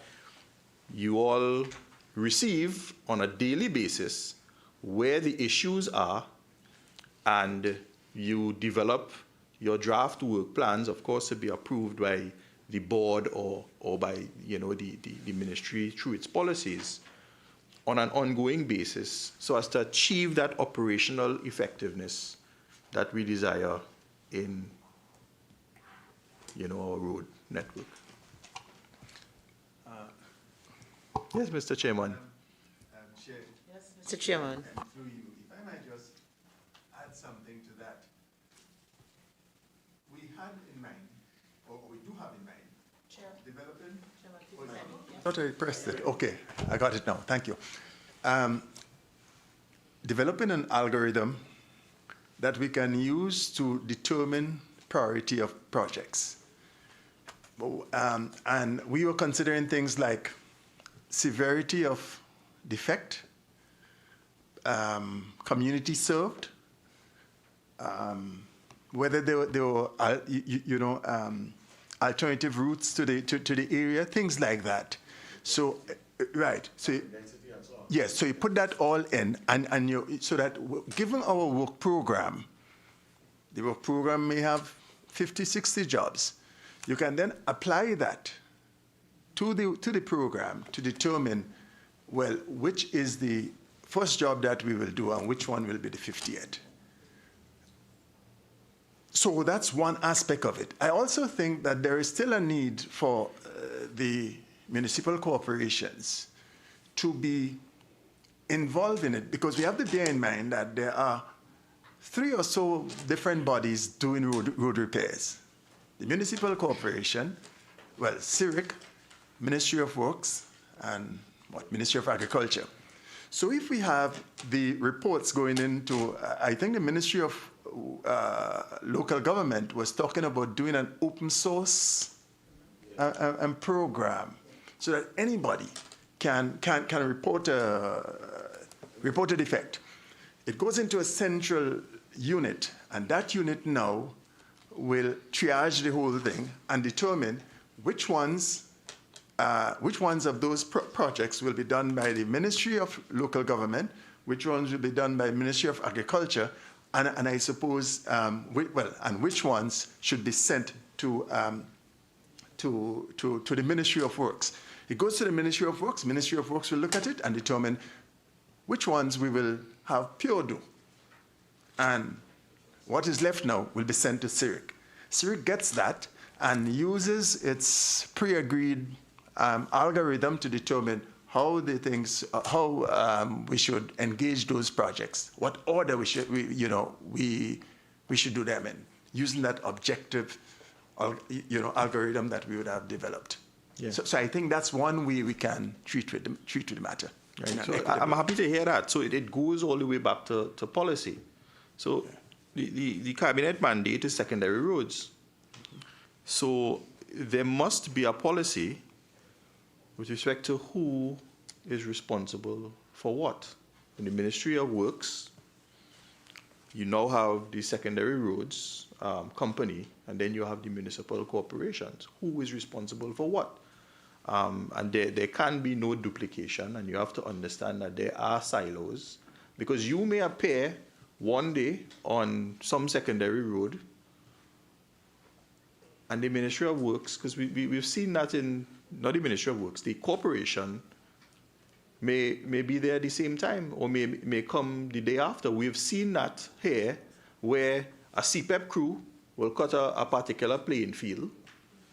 There's a Ministry of Sport under Sport TT Contractor who is supposed to cut the same playing field, and then the municipal corporation has a contract out, or their daily paid workers supposed to cut the same playing field, and government paying everybody to cut the same playing field. So, there has to be, a policy. And that's why, that's part of the first question I was asking the PS, because you have to be clear in your mandate what this company is supposed to be doing, or what Pure is supposed to be doing, and then you have, of course, the municipal corporations and the Ministry of Agriculture as well. So that is something to consider, but I'm happy to hear about the algorithm and the use of technology. The use of technology has to play a major role because of how lean your organization is, and I'm happy for that, and I'm also happy for the technical sharing at the level of, under the umbrella of the Ministry of Works and Transport. Okay, so thank you. I just wanted to find out, to get some clarification on this, and this is the CEO. You spoke in your submission, this is question 7 on page 8, where you're talking about work is being executed in all zones of Trinidad and Tobago. Contractors from each respective zone are engaged to execute the works. We are reasonably practical. So what I was asking is, do you all have a separate zoning, or are you using the word zone loosely to mean constituencies or wards, so something like that? Thank you for your question, Madam Chair. It's more pertaining to geographical locations, and more so that is more pertinent in light of the OPR depository and the limited amount of contractors. So it's more about geographical location. So zones will be what? North, south, east, west? Help me. It'll be more like Sandy Grande, Port of Spain, that sort of a thing. Not necessarily aligned to any particular existing regional corporation boundary, etc. Oh, so all right. So that needs some kind of clarification, because that would certainly cause, let me put it, has potential for confusion, because we have wards, we have municipalities, which really do all overlap. We have counties. I think all of them still exist, right?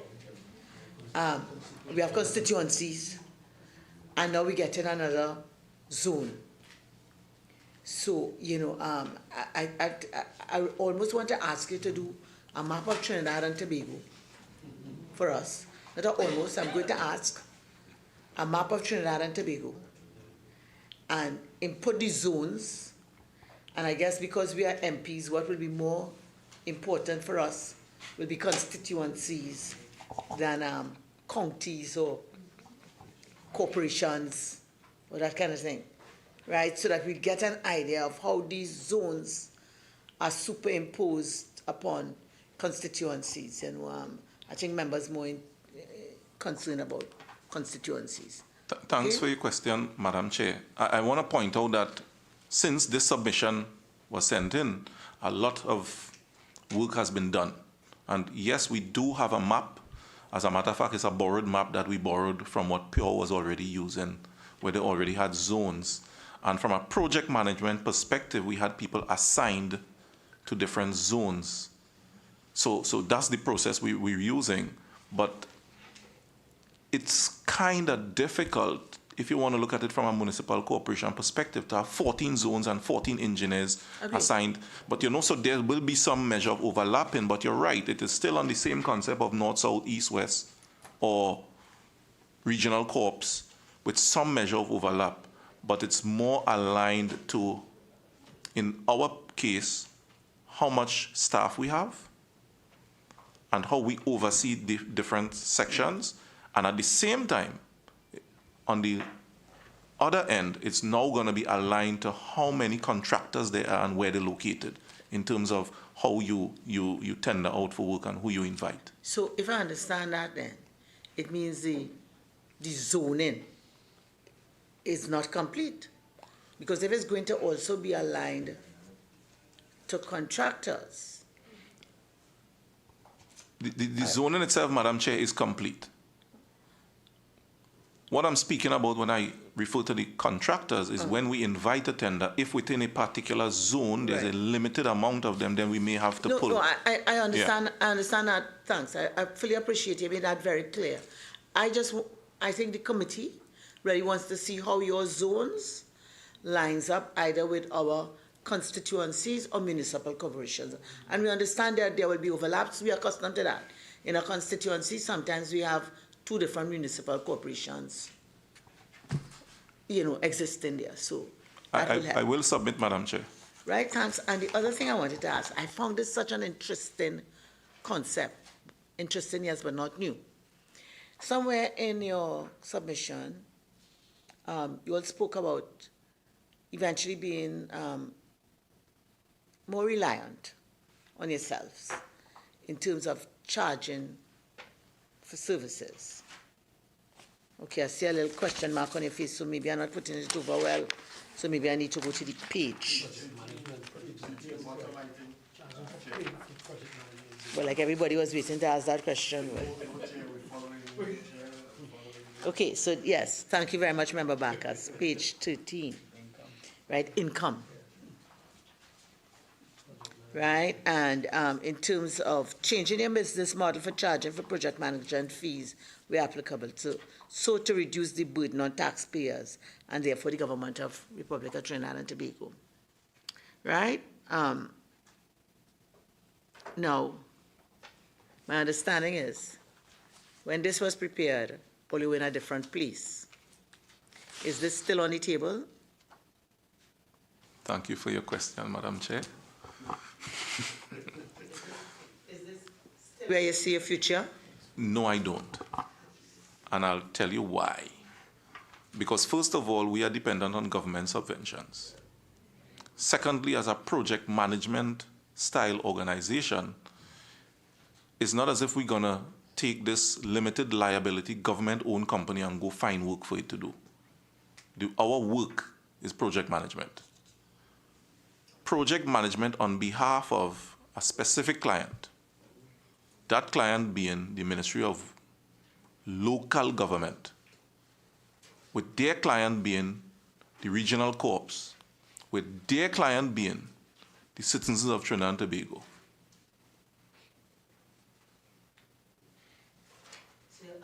The ultimate client is the government of the Republic of Trinidad and Tobago. This is correct, Right. Madam And Chair. I was just wanting to see, that's why I say interesting, but not new, in terms of, I could think of MTS and T and Tech, right? In terms of when you look at on their books of liabilities, where their greatest debts lie. So, okay, fine. So this is no longer on the cards, right? That is correct, Madam Chair. Okay, Thank you very much. And in terms of, I think Member Webster Roy would have asked where you all had reached with your strat plan and where you had reached with your internal audit. I just wanted to know where you all have reached with your risk management policy and also with your engineering unit, because I think that's your engine room. Okay, and so if you could let us know that, and in terms of the existing staff, the number of engineers you have, because you just said it, that is important to overseeing your zones.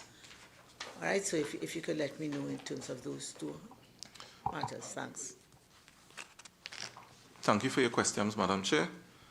In terms of the engineering unit, the only thing missing to complete that engineering unit is one senior engineer who's board certified in order to be able to sign off on some of these projects whenever they arise. And that's one position that we have to fill. That is one of the 5 positions that has to be filled. All right, so one thing, sorry. So how many you have now? 5. You have 5, so that one will make it 6. This is correct, Yes, Madam please, Chair. sir. Oh, yes, so that answers 2 questions there. In terms of the risk management, it's in the exact same place as the other two items. So we're currently undertaking to get a third-party provider to help us with that particular function.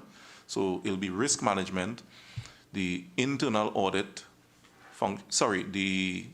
yes, that is correct. The internal audit manager to be brought on board and the strat plan to be done by a third party in collaboration with a third-party service provider. Okay, thank you very much. And I now have to invite Member Hislop and then Dr. Bodo.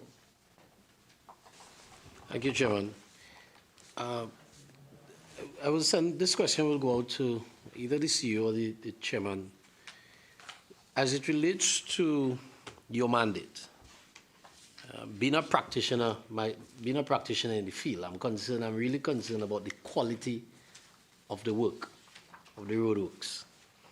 And one of the areas under the cabinet note was the rehabilitation and upgrade. And we know some of our secondary roads have now become main roads as it relates to citizens seeking to circumnavigate traffic on a regular basis. Not only that, you have significant traffic by large trucks. When you're treating with, sometimes we talk about restoration and all we want to do on our roads is just cut off your 4 inches of old asphalt and put back 4 inches, right? And then you have a situation where you have movement because your substructure is poor, or it's aged because your infrastructure is aging as your country ages. And so within a couple of months, you'll see these lateral cracks on your wearing layer because your foundation is obviously aged and has been moving for some time. So when we're treating with upgrades, how, in terms of the contracts, how detailed do you foresee that your work will be in terms of the rehabilitation, the upgrades of our roads? Are we going to see detailed work taking place? Or is it just superficial paving? And now that you are, quote unquote, housed under the Ministry of Works and Transport, what is that relationship between the works that you do and the transport division in terms of preventing our large trucks from using our secondary roads as the main road? Through you, Chair. Thank you for the question, member. Let's start with the last one first. Preventing trucks from using the secondary roads well, the Ministry of Works will have to work that out. But in our rehabilitation of our roads, we will look at, well, when we scope the job, we'll be looking at not just the blacktop, because you see, some of the roads are so badly deteriorated that you have no base course, nothing at all, you know.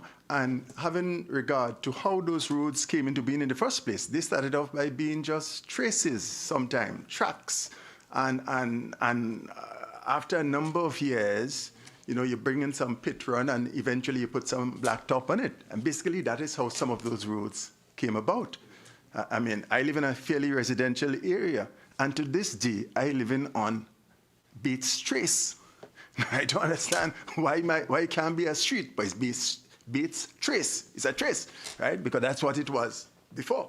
So we will be looking at the whole structure of the road, because we first of all look at the defects, and the effects are so total that we have to go beyond just the wearing surface and go down into that base course to see, well, what is there. And in a number of cases, there isn't much, so we'll have to go down into the base course.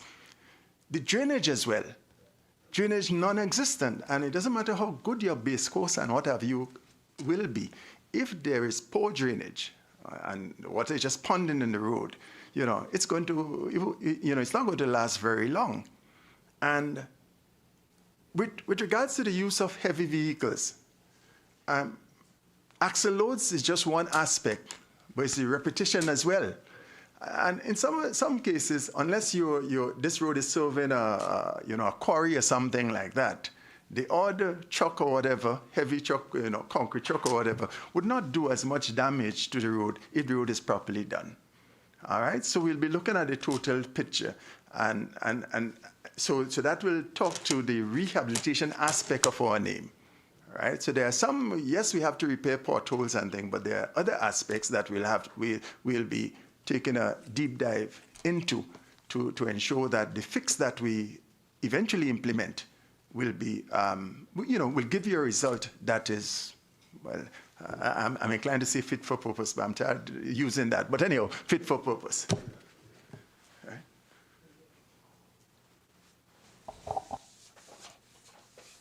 So I think it's Member Boodoo. Yes? Thank you, Madam Chair. And, some of the answers to my question may already have been provided. I just wanted to follow up on the quality of repair. And I know we have a long way to go, so Mr. Ross, perhaps, or Chairman, if we look specifically at potholes, and I mean, this is a MP's worst nightmare. I mean, I could tell you the number of potholes as I enter my constituency to reach the office.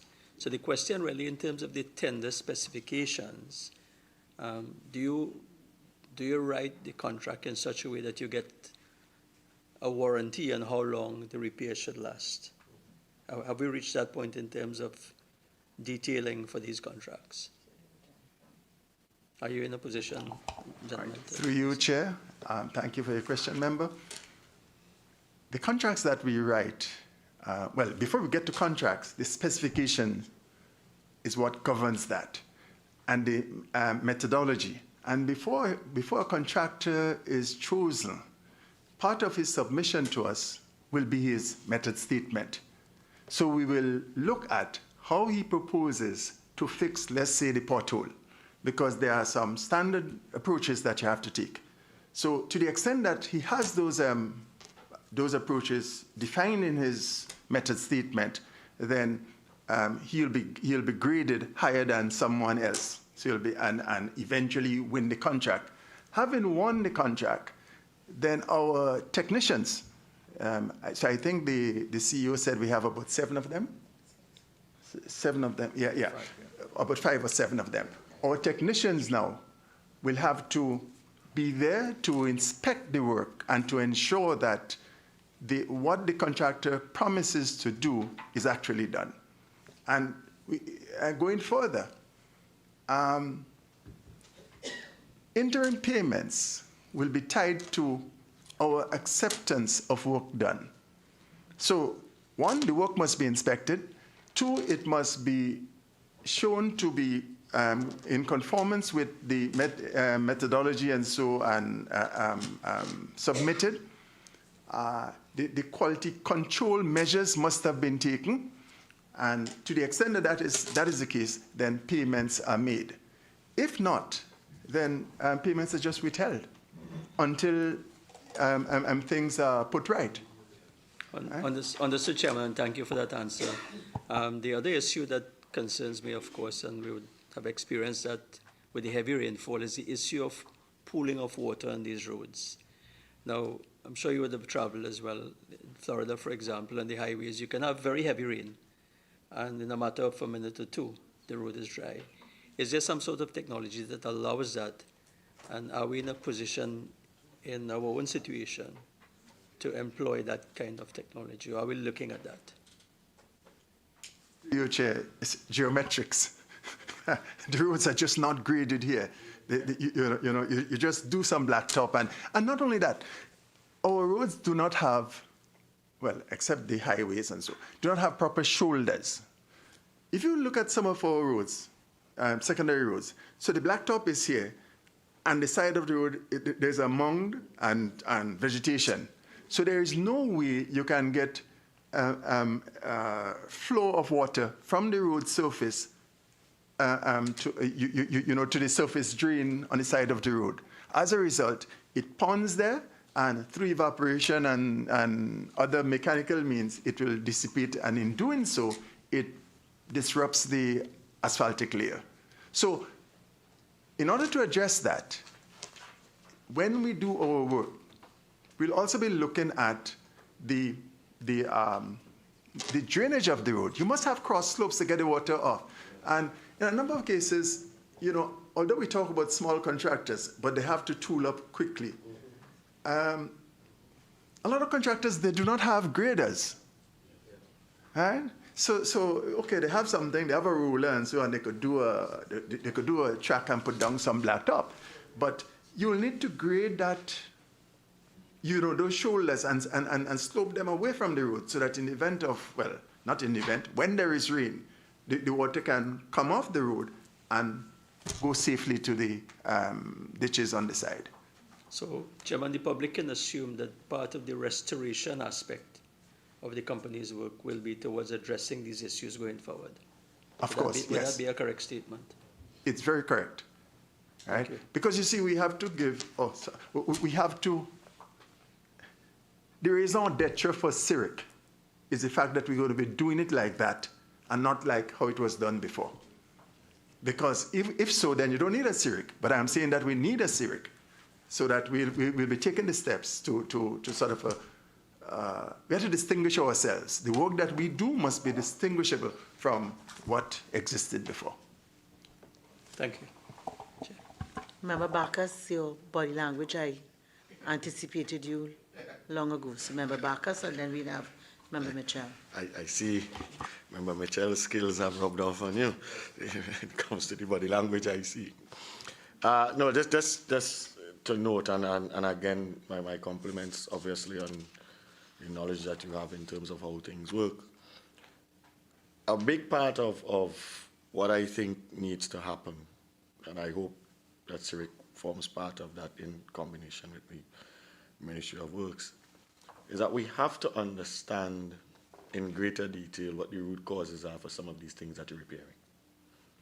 So we have terminology that we use in technology that will deal with that. You have things that appear to be incidents, but they're really problems. So you fix one pothole on this road this week. 2 weeks later, there's another one not too far from it. 2 weeks later, there's another one somewhere else from it. And it's probably not a design incident. There's probably a problem underlying there somewhere that you need to address. The evaluation of the causes for the majority of the things that you have and the transmittal of that back to the relevant ministries or agencies for that, and it translating into something that gets to the places where the problem probably started. You talk about pooling and you say if a truck rolls over this road, even if it's out of spec by axle load is not a problem. But on every part of the highway, wherever there's a major road, it's sunk. because the braking areas for those things, the loads multiply and the force is different on those parts of the road. So then an easy recommendation would be, guys, when you're building these roads in the braking zones, put a different type of compaction to assume that the load will be different. I mean, so you have to use, this can't be an exercise in, oh, we fix it, and then we fix it, and then we fix it. There must be an element of analysis of what the thing is, reporting relative to what that is, and suggestions that will work their way back into what should be done to prevent it from in the first case. Is any of that being done? Is any of that being contemplated? And how is it going to be done if it is being so? Thank you, Chair. Thank you, Member. Through you, Madam Chair. I smile when you ask the question because we do have, on the properly engineered roads that we have in Trinidad, we treat those points that you have outlined separately. We use the normal bitumen to do the asphalt on the ordinary sections of the road.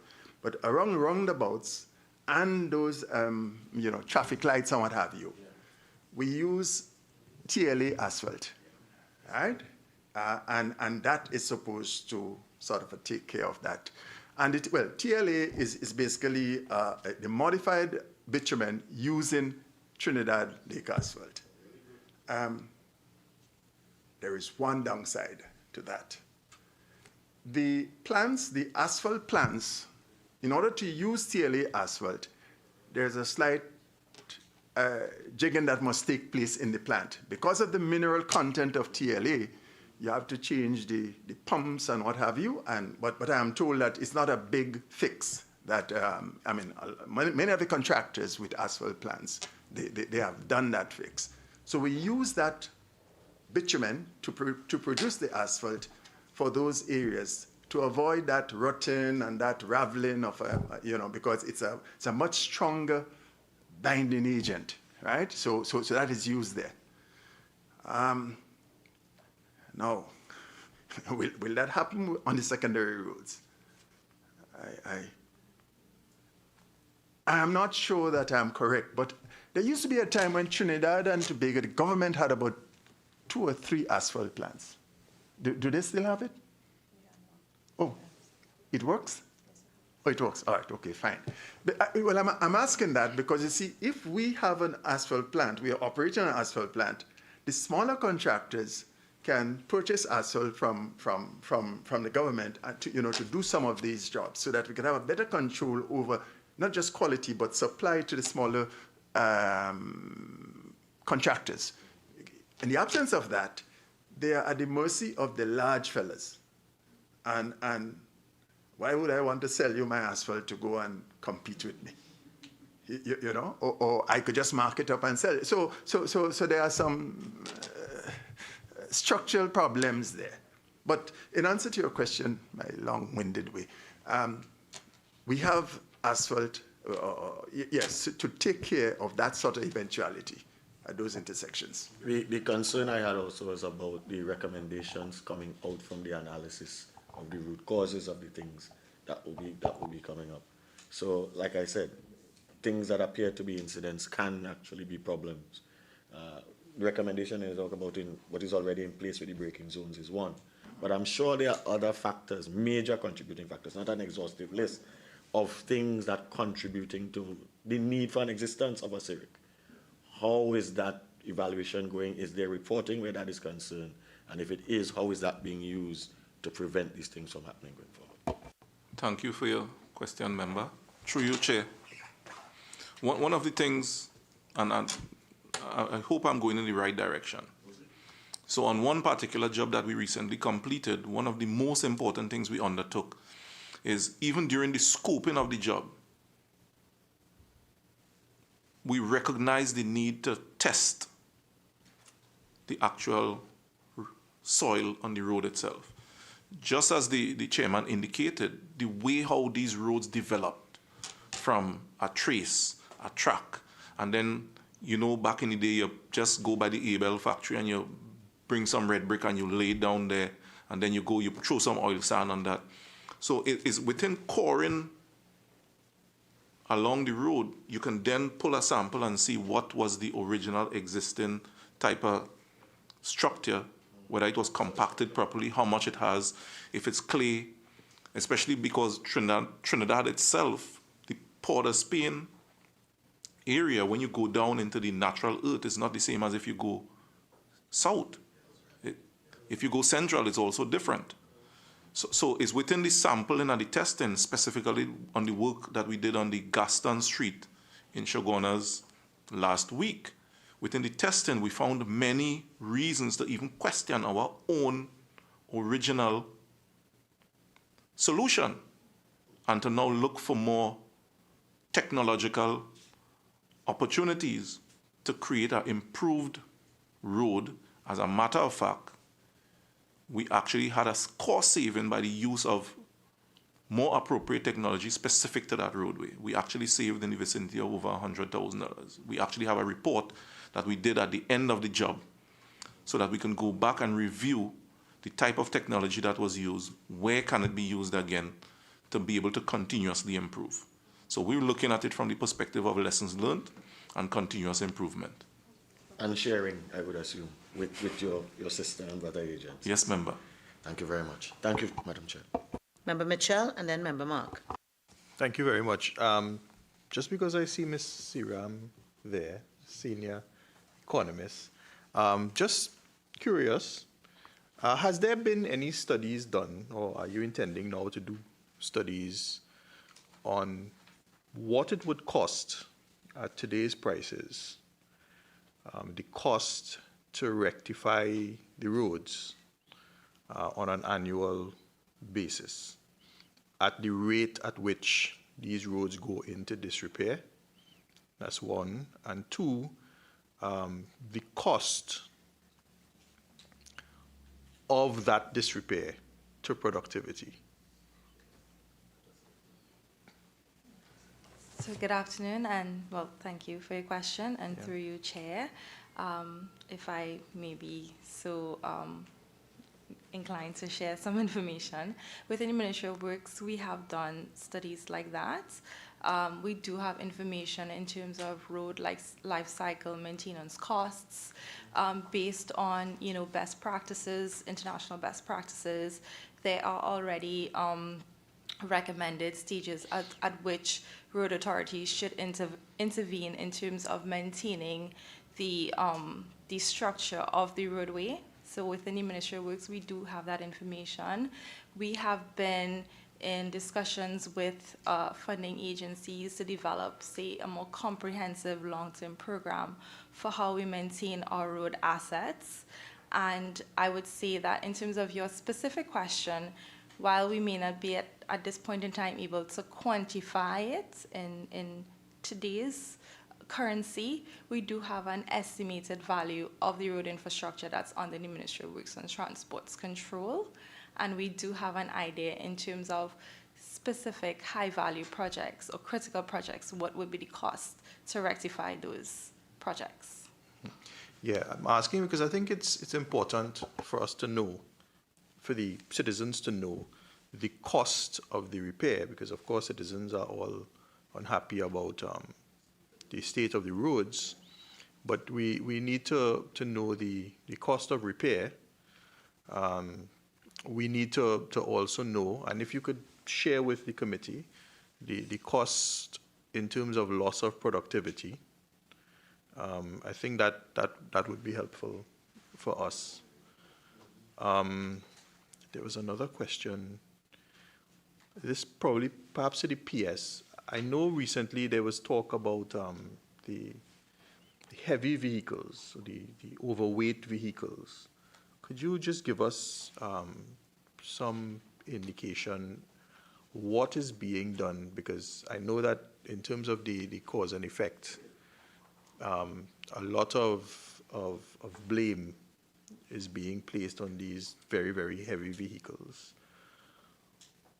How is the ministry enforcing, and whether the fines go to the consolidated fund, or is there some way of retaining the fines to put it back into the cost of repairing the roadway network? No, thank you, Member. So under the Ministry of Works and Transport, there's the Trinidad Transport Board, which starts the process in terms of regulating the size of the truck and identifying the routes that it is supposed to take. So any truck of a certain nature, once it goes under the Trinidad Transport Board and gets approved, in the truck it has where it's supposed to go and the weight at which any enforcement entity can address. Specific to the ministry, we have commissioned and restarted 3 weigh stations to date, and we have another one in planned. It's at our Agua Santa site, Carney, and planned at Ryson Road. So direct to the ministry, the Transport Division undertakes exercises and seeks to identify overweight trucks and do the necessary so that there can be actual prosecution to go through. In terms of the fines go to the consolidated fund. Mm-hmm. Yeah, go ahead. Just on that, so this a lot has to do with the axle load and the actual MGW on the trucks and so on. I was researching something fairly recently, quite unrelated, but I found that the max weights that we have for our vehicles here is quite a bit higher than it is pretty much anywhere in the region. It's something that I found strange, and maybe it is something you might want to look into, in that it may also be a contributing factor to why the roadways don't last as long as maybe the predictability is. I think if you check what we allow for our maximum gross weight and the axle loads on our vehicles, you'll find that they're a bit higher than they are pretty much almost everywhere that I've seen. So it is something that you may want to consider as the Ministry of Works to make recommendations with that. We have been looking at that. Okay. Yeah, we have, and of course we are getting a lot of stakeholders who are not in agreement with us. But we have been looking at it, and we will be bringing something. Yeah. Thanks, Member. So, Member Mark.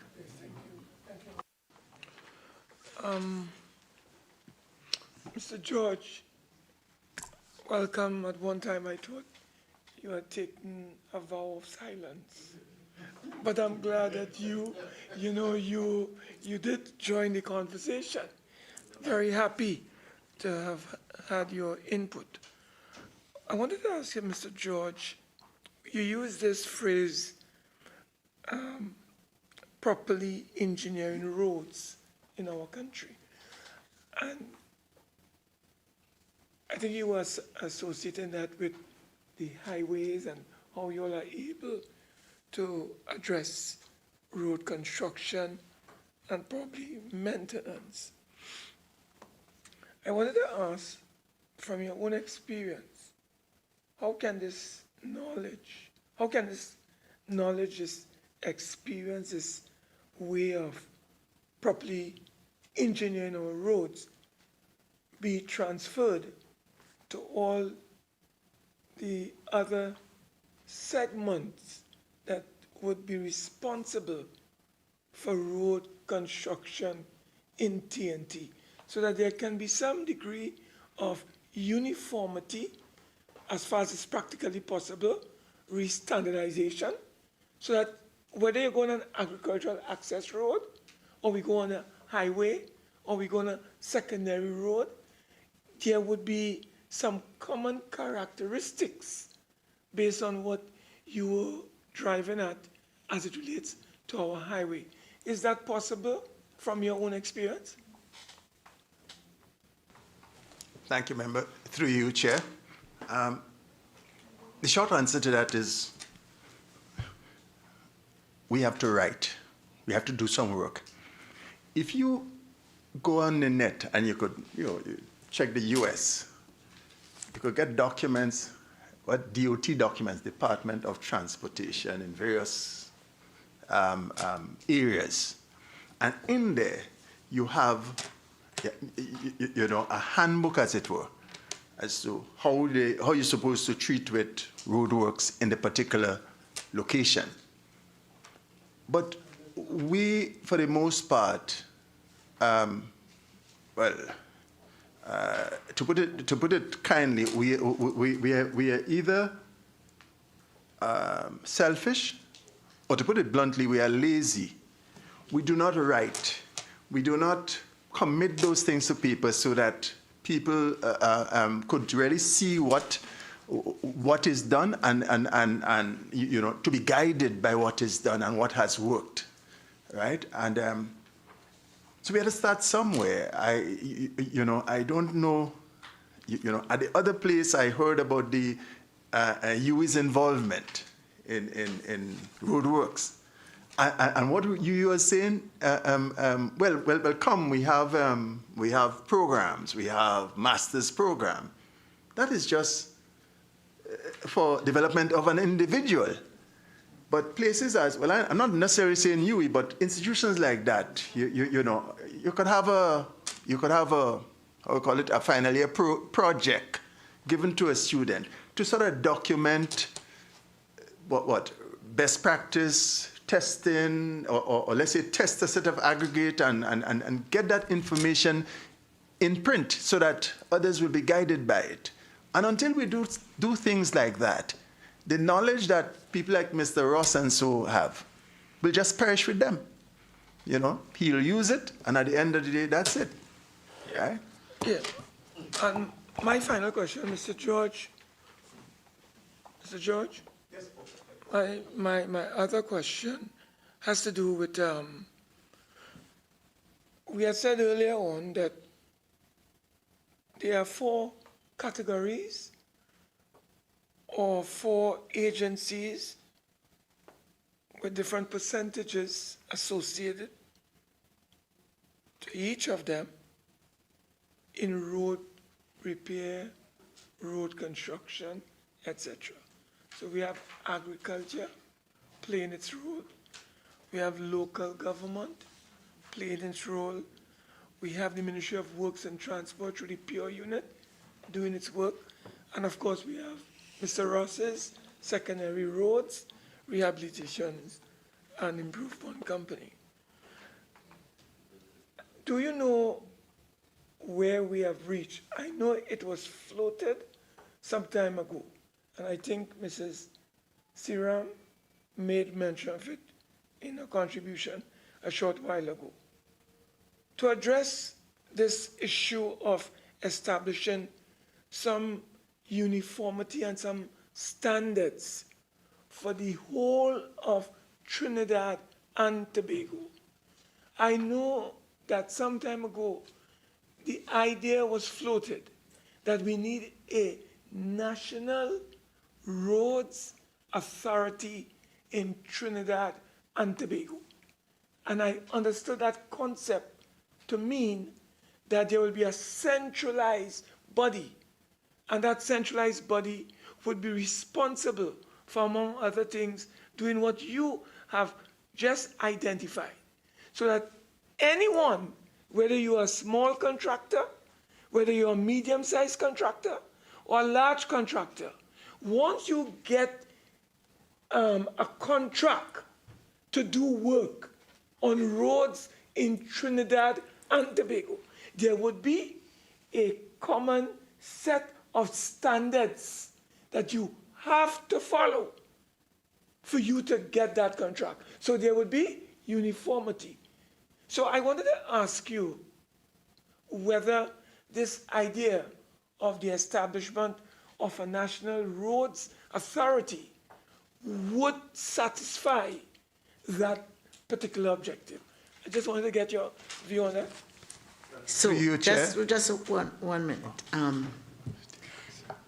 I know once we're in a conversation, we are always so exuberant. Sometimes we stay away from our mandate. And even though I allow members some latitude, I think we always have to be mindful of the mandate of the committee and the purpose for which we've brought people here. I really think that that question is staring into the way of policy, which is really, with all due respect, above Mr. George's pay grade, even though it may not be above his skill, expertise, experience, Well, may I rephrase and it? qualification. Thank you. May I rephrase it? Because I just only use that concept, but let me indicate what I was driving at, Madam Chair. We know about the 4 areas that I've mentioned.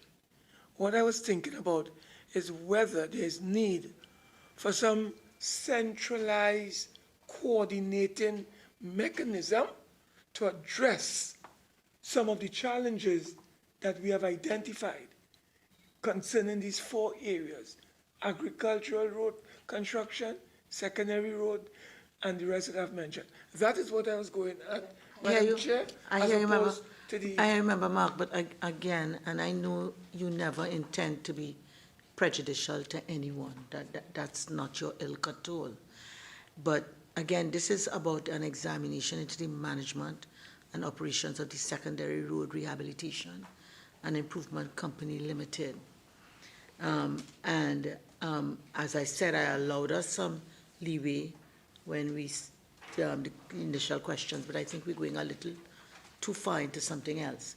To ask Chairman George or CEO Ross or PS Francis Yearwood those kinds of questions. They may have ideas in their heads, as you do and I do, but I don't think they are the correct authorities to do that.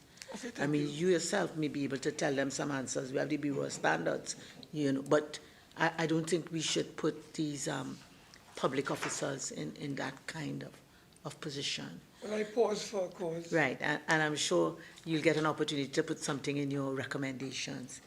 Okay? Thank you so much. Thank you.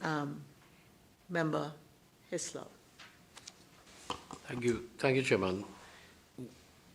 When Mr. George spoke about the level of work that may be required in some instances, we know that the motoring public requires instant gratification. My father used to use a phrase a lot when I was growing up called deferred gratification. How do we intend to get buy-in from the driving public, from the public in general, that in some instances the desire for your road restoration may not be done within the shortest possible time frame as it relates to just resurfacing? That in some instances it may take months, depending on the nature of the work that is required. What is SRRIC's level of engagement with the community, your outreach, what's your footprint in terms of your community engagement? Thank you for your question, member. Through you, Chair. For the most part, these secondary roads, the actual time that it takes to get the job done is really way less, maybe 10% of the entire time of the scope of the job. And let me explain what I mean by that. Between the local government representative or body identifying that this particular road needs repair, and the process where it goes and it collects that data, someone writes a letter, it goes to the ministry, it gets on the priority list, the list comes over to in this case, to the Ministry of Works and Transport, and then that list eventually makes its way to the secondary roads company. Another process takes place. That process starts with scoping that road. So you must have the engineers have to go do that scope. Then they come in, they do up all their drawings, and then it goes through to the tendering procurement phase. And under the new procurement law, there's that 10-day wait period even when you award that contract, or when you know who you're going to award it to. All the evaluation, all the different processes, etc. And that is when we look at a simple pave. Now, when you look at a landslip, that's a whole different thing altogether. And one of the things we noticed is that in this entire country, And I don't think a lot of people in the general public are aware of this.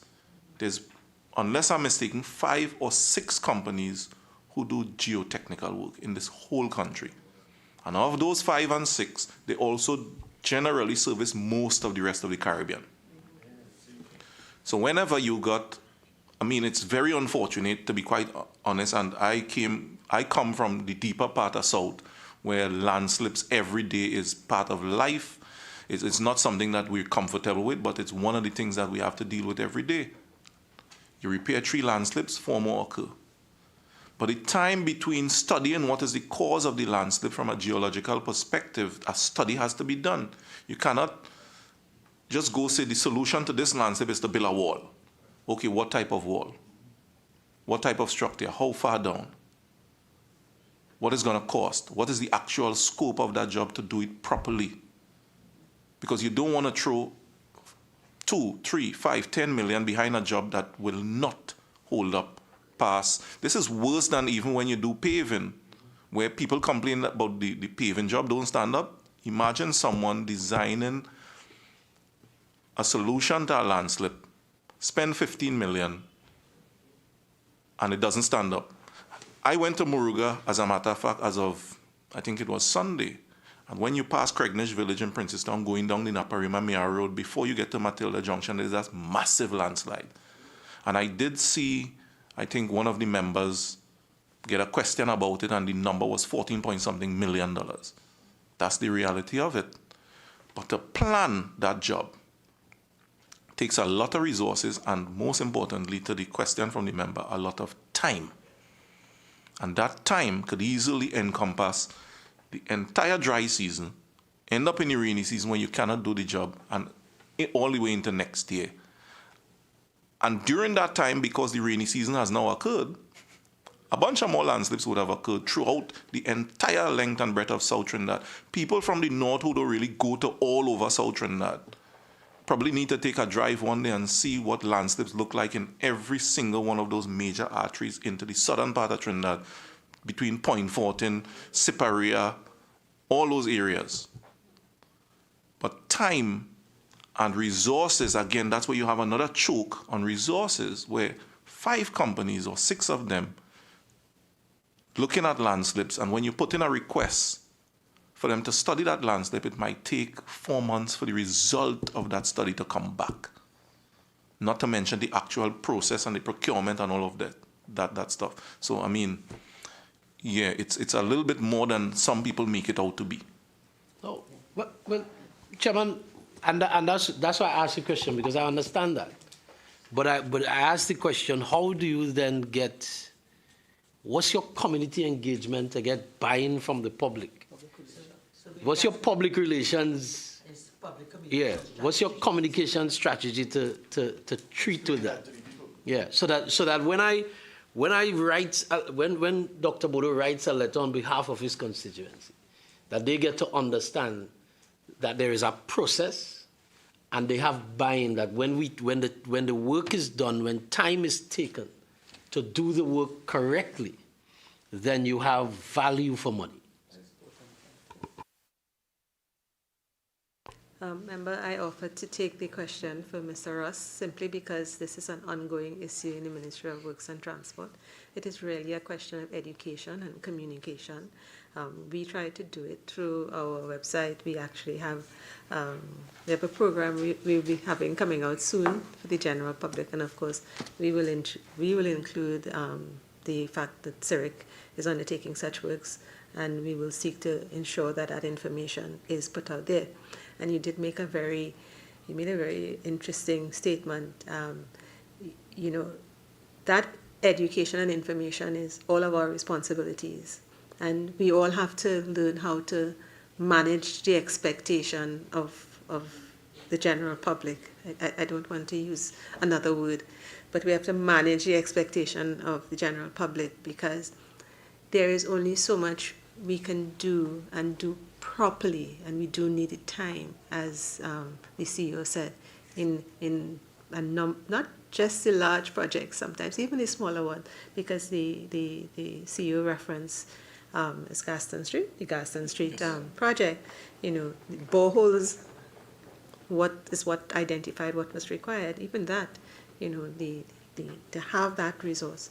So I'm saying all that to say it's really communication and education, because as a member of the public, I want things now. Yeah? But then it's only when I'm advised as to what it entails that I know. So it's our responsibility to educate and communicate, which we are trying to do on a consistent basis. Ask the question another way, and this is to Mr. Ross. You, when asked what was your public communication strategy, what we were told is one is being developed. And therefore, the question is the status and when delivery. Thank you for your question, Madam Chair. It's not really about being developed, but actually the beauty of how we operate in Trinidad is we do have sufficient qualified, competent persons in the business of communications. And honestly, I think that the position that we've taken since then is to look to a communication strategist and have that person undertake that entire exercise as opposed to doing that in-house. Again, that speaks to the lean organization that we have internally, and we'll focus on what is our core mandate and have the competent persons and companies and others undertake those other exercises. So that will actually be something that will be, now that we've built out and we're ready to run, we'll hire that competent person more on a contractual basis or organization, as the case may be. Right. So you're talking about that will be outsourced, right? That is Have correct. you reached anywhere in that, or that is something, because you explained to us time and time again during the session with respect to the OPR, the requirements, etc. So have you embarked on this at all, or this is something to happen? Madam Chair, we have not embarked on that exercise, but again, one of the things that I like about this particular committee is the first time that I received this package, I think it was sometime in February, it actually highlighted things that I did not know. So then the bell went on and I said, okay, the mere fact that these questions are being asked, it has to be done. So where we are today, I am certain, and I'm speaking from the position as CEO, that is our intent. But we do have other things that we need to consider in terms of prioritizing and getting other stuff done and put in place. But it is one of the things that's on the front burner, at the forefront of our minds, which is communication strategy. And we will have that competent contract also put in place in the near future. All right, so thank you on behalf of the committee. I'll take that as a compliment, but just to let you know, this committee does follow up. So thank you, Madam Chair. That statement of intent, we love to see fruits. Okay, and the last question I would like to ask is, with respect to, and I think the PS put me in another position, I think the 78%, if my math's correct, of roads that fall under you. What I want to know is, do you intend to do some sort of overall assessment of these roads? As it is, you said in the submission, that will be done on a case-by-case basis. In terms of, is there a plan, having identified your stock, right, to get some kind of baseline assessment of your stock? Thank you for your question, Madam Chair. I would say at this time, we are merely a reactionary force. Because of the large volume of issues that exist today, we are focused on dealing with all the immediate ones that come before us. If I can look into the future, I would think that, yes, we would get to that place, but right now, we currently have 200 already scoped and ready to go. And because of the seasonal situation that we have between dry season and how many new ones would crop up in rainy season, we will continue to be reactionary until we build that capacity where we would no longer be reacting, but we would now be proactive. So at this time, it's reactionary, but in the future, hopefully, we will become proactive. So thank you very much. Are there any more questions? Just one. Yes, Member Bacchus. Yeah, and it stems from what was just said, actually, relative to the companies that can do geotechnical surveys and so on. A comprehensive list of the challenges that SRRICL will face is something that I think we would have. In the submission of this is old stuff, so I wouldn't want that. But I want, the context I'm putting around it is, typically when you look at that and you say risk, you talk about availability of asphalt and aggregate and so on. But something like the availability of companies to provide geotechnical surveys is not something that you would usually find in it. And that speaks to us. So what I would like to request through you, Chair, is that you put together for us a comprehensive list of the things that will pose the challenges, not just to SRRIC, but to the work that you're going to do. And I think, Chair, if we get those recommendations and we as a committee put them into our reports, maybe they'll get to the places where, we may get to universities where we mean that we need different things. We may get to the ministries of trade and so on, where they will encourage other companies to do that, recognizing now that there's a shortage of it. So that is the reason why I'm asking for that. It's to help us, as help you directly, but specifically to help the industries that you need to have in a larger quantity to make what you have to do more efficient. So through you, Chair, I'd like to request that. And Member Mitchell, because we're good at reading body language, one more question, or are you through?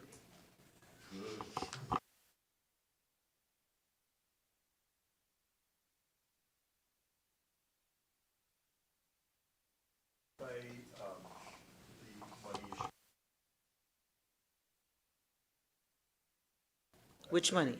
I think what I understood from what came from Mr. Ross and what was said by Mrs.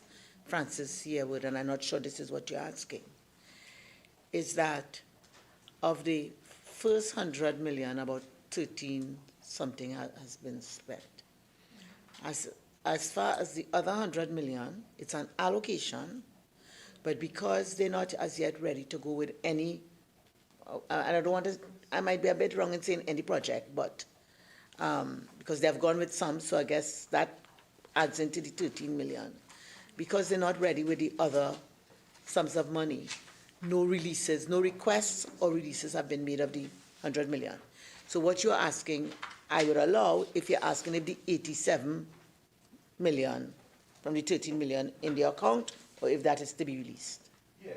It was just to clarify, because I think you had in your submission, Mr. Ross, that there was zero expenditure, but we're looking at your recurrent expenditure and that there are roadwork projects that are 100% completed and it has project status, payment paid. So if there was just an error in your submission, and in fact. I think it's timeline. Yeah. Timeline, because I think Mr. Ross made it very clear that this submission came in some time ago, right? And he also made it clear that about 13 million, 12 point something, but let's round it off, has been spent. All right. I thought what you're going to ask, and I think that may need some clarification. That was the original 100 million released. That is correct, Madam Chair. Because you told me I had 80-something thousand so the dollars. 100 million was released directly into the secondary roads company bank account. And of that, we still have 87 million as we sit here in that bank account. The other 100 million is the allocation that is still sitting over the Ministry of Works and Transport. That was the clarification. Okay. Okay? No, I'm just seeing. That was the clarification from PS, Francis Yearwood. I'm seeing the April 4th, and I'm seeing here March. So it's just, that was a little confusing, but I do think that there was an error in the submission where they indicated that no expenditure was paid so far. Yeah, Mr. Giuseppe. Yeah. Through you, Chair, where the discrepancy, I think, what is brought across is that for fiscal 2022, we received the $100 million. So that would have been what we have in our bank account. What we haven't used, based on the question that was submitted, was for fiscal 2023, which is the other $100 million that is under the Ministry of Works and Transport. Right. Okay. All right. So that's the okay. Right. Thank you, Mr. Giuseppe. We found a way to hear your voice. Okay, so if there are no further questions, I would like at this stage to bring the public hearing to a close. I think there are a few other questions that we would send in writing, and also to ensure that we are all on the same page with respect to the obligations, we would send a reminder with respect to the obligations. So I therefore want to thank Chairman George, and I want to put it on the record, no relation. CEO Ross, Mr. Giuseppe, P.S. Francis Yearwood, and Ms. Siram, I think for a very enlightening and hopeful conversation this evening to the members of the public and also for us as the members of the committee. I also want to thank the members of the media who stayed with us and the members of the public who stayed with us. I wish you all the best. We all do look forward to great roads in Trinidad and Tobago. I want to stop every time I pass on certain roads saying, oh God, my car. Right? So I thank you all and I wish you all a pleasant evening. Thank you. This meeting is now suspended.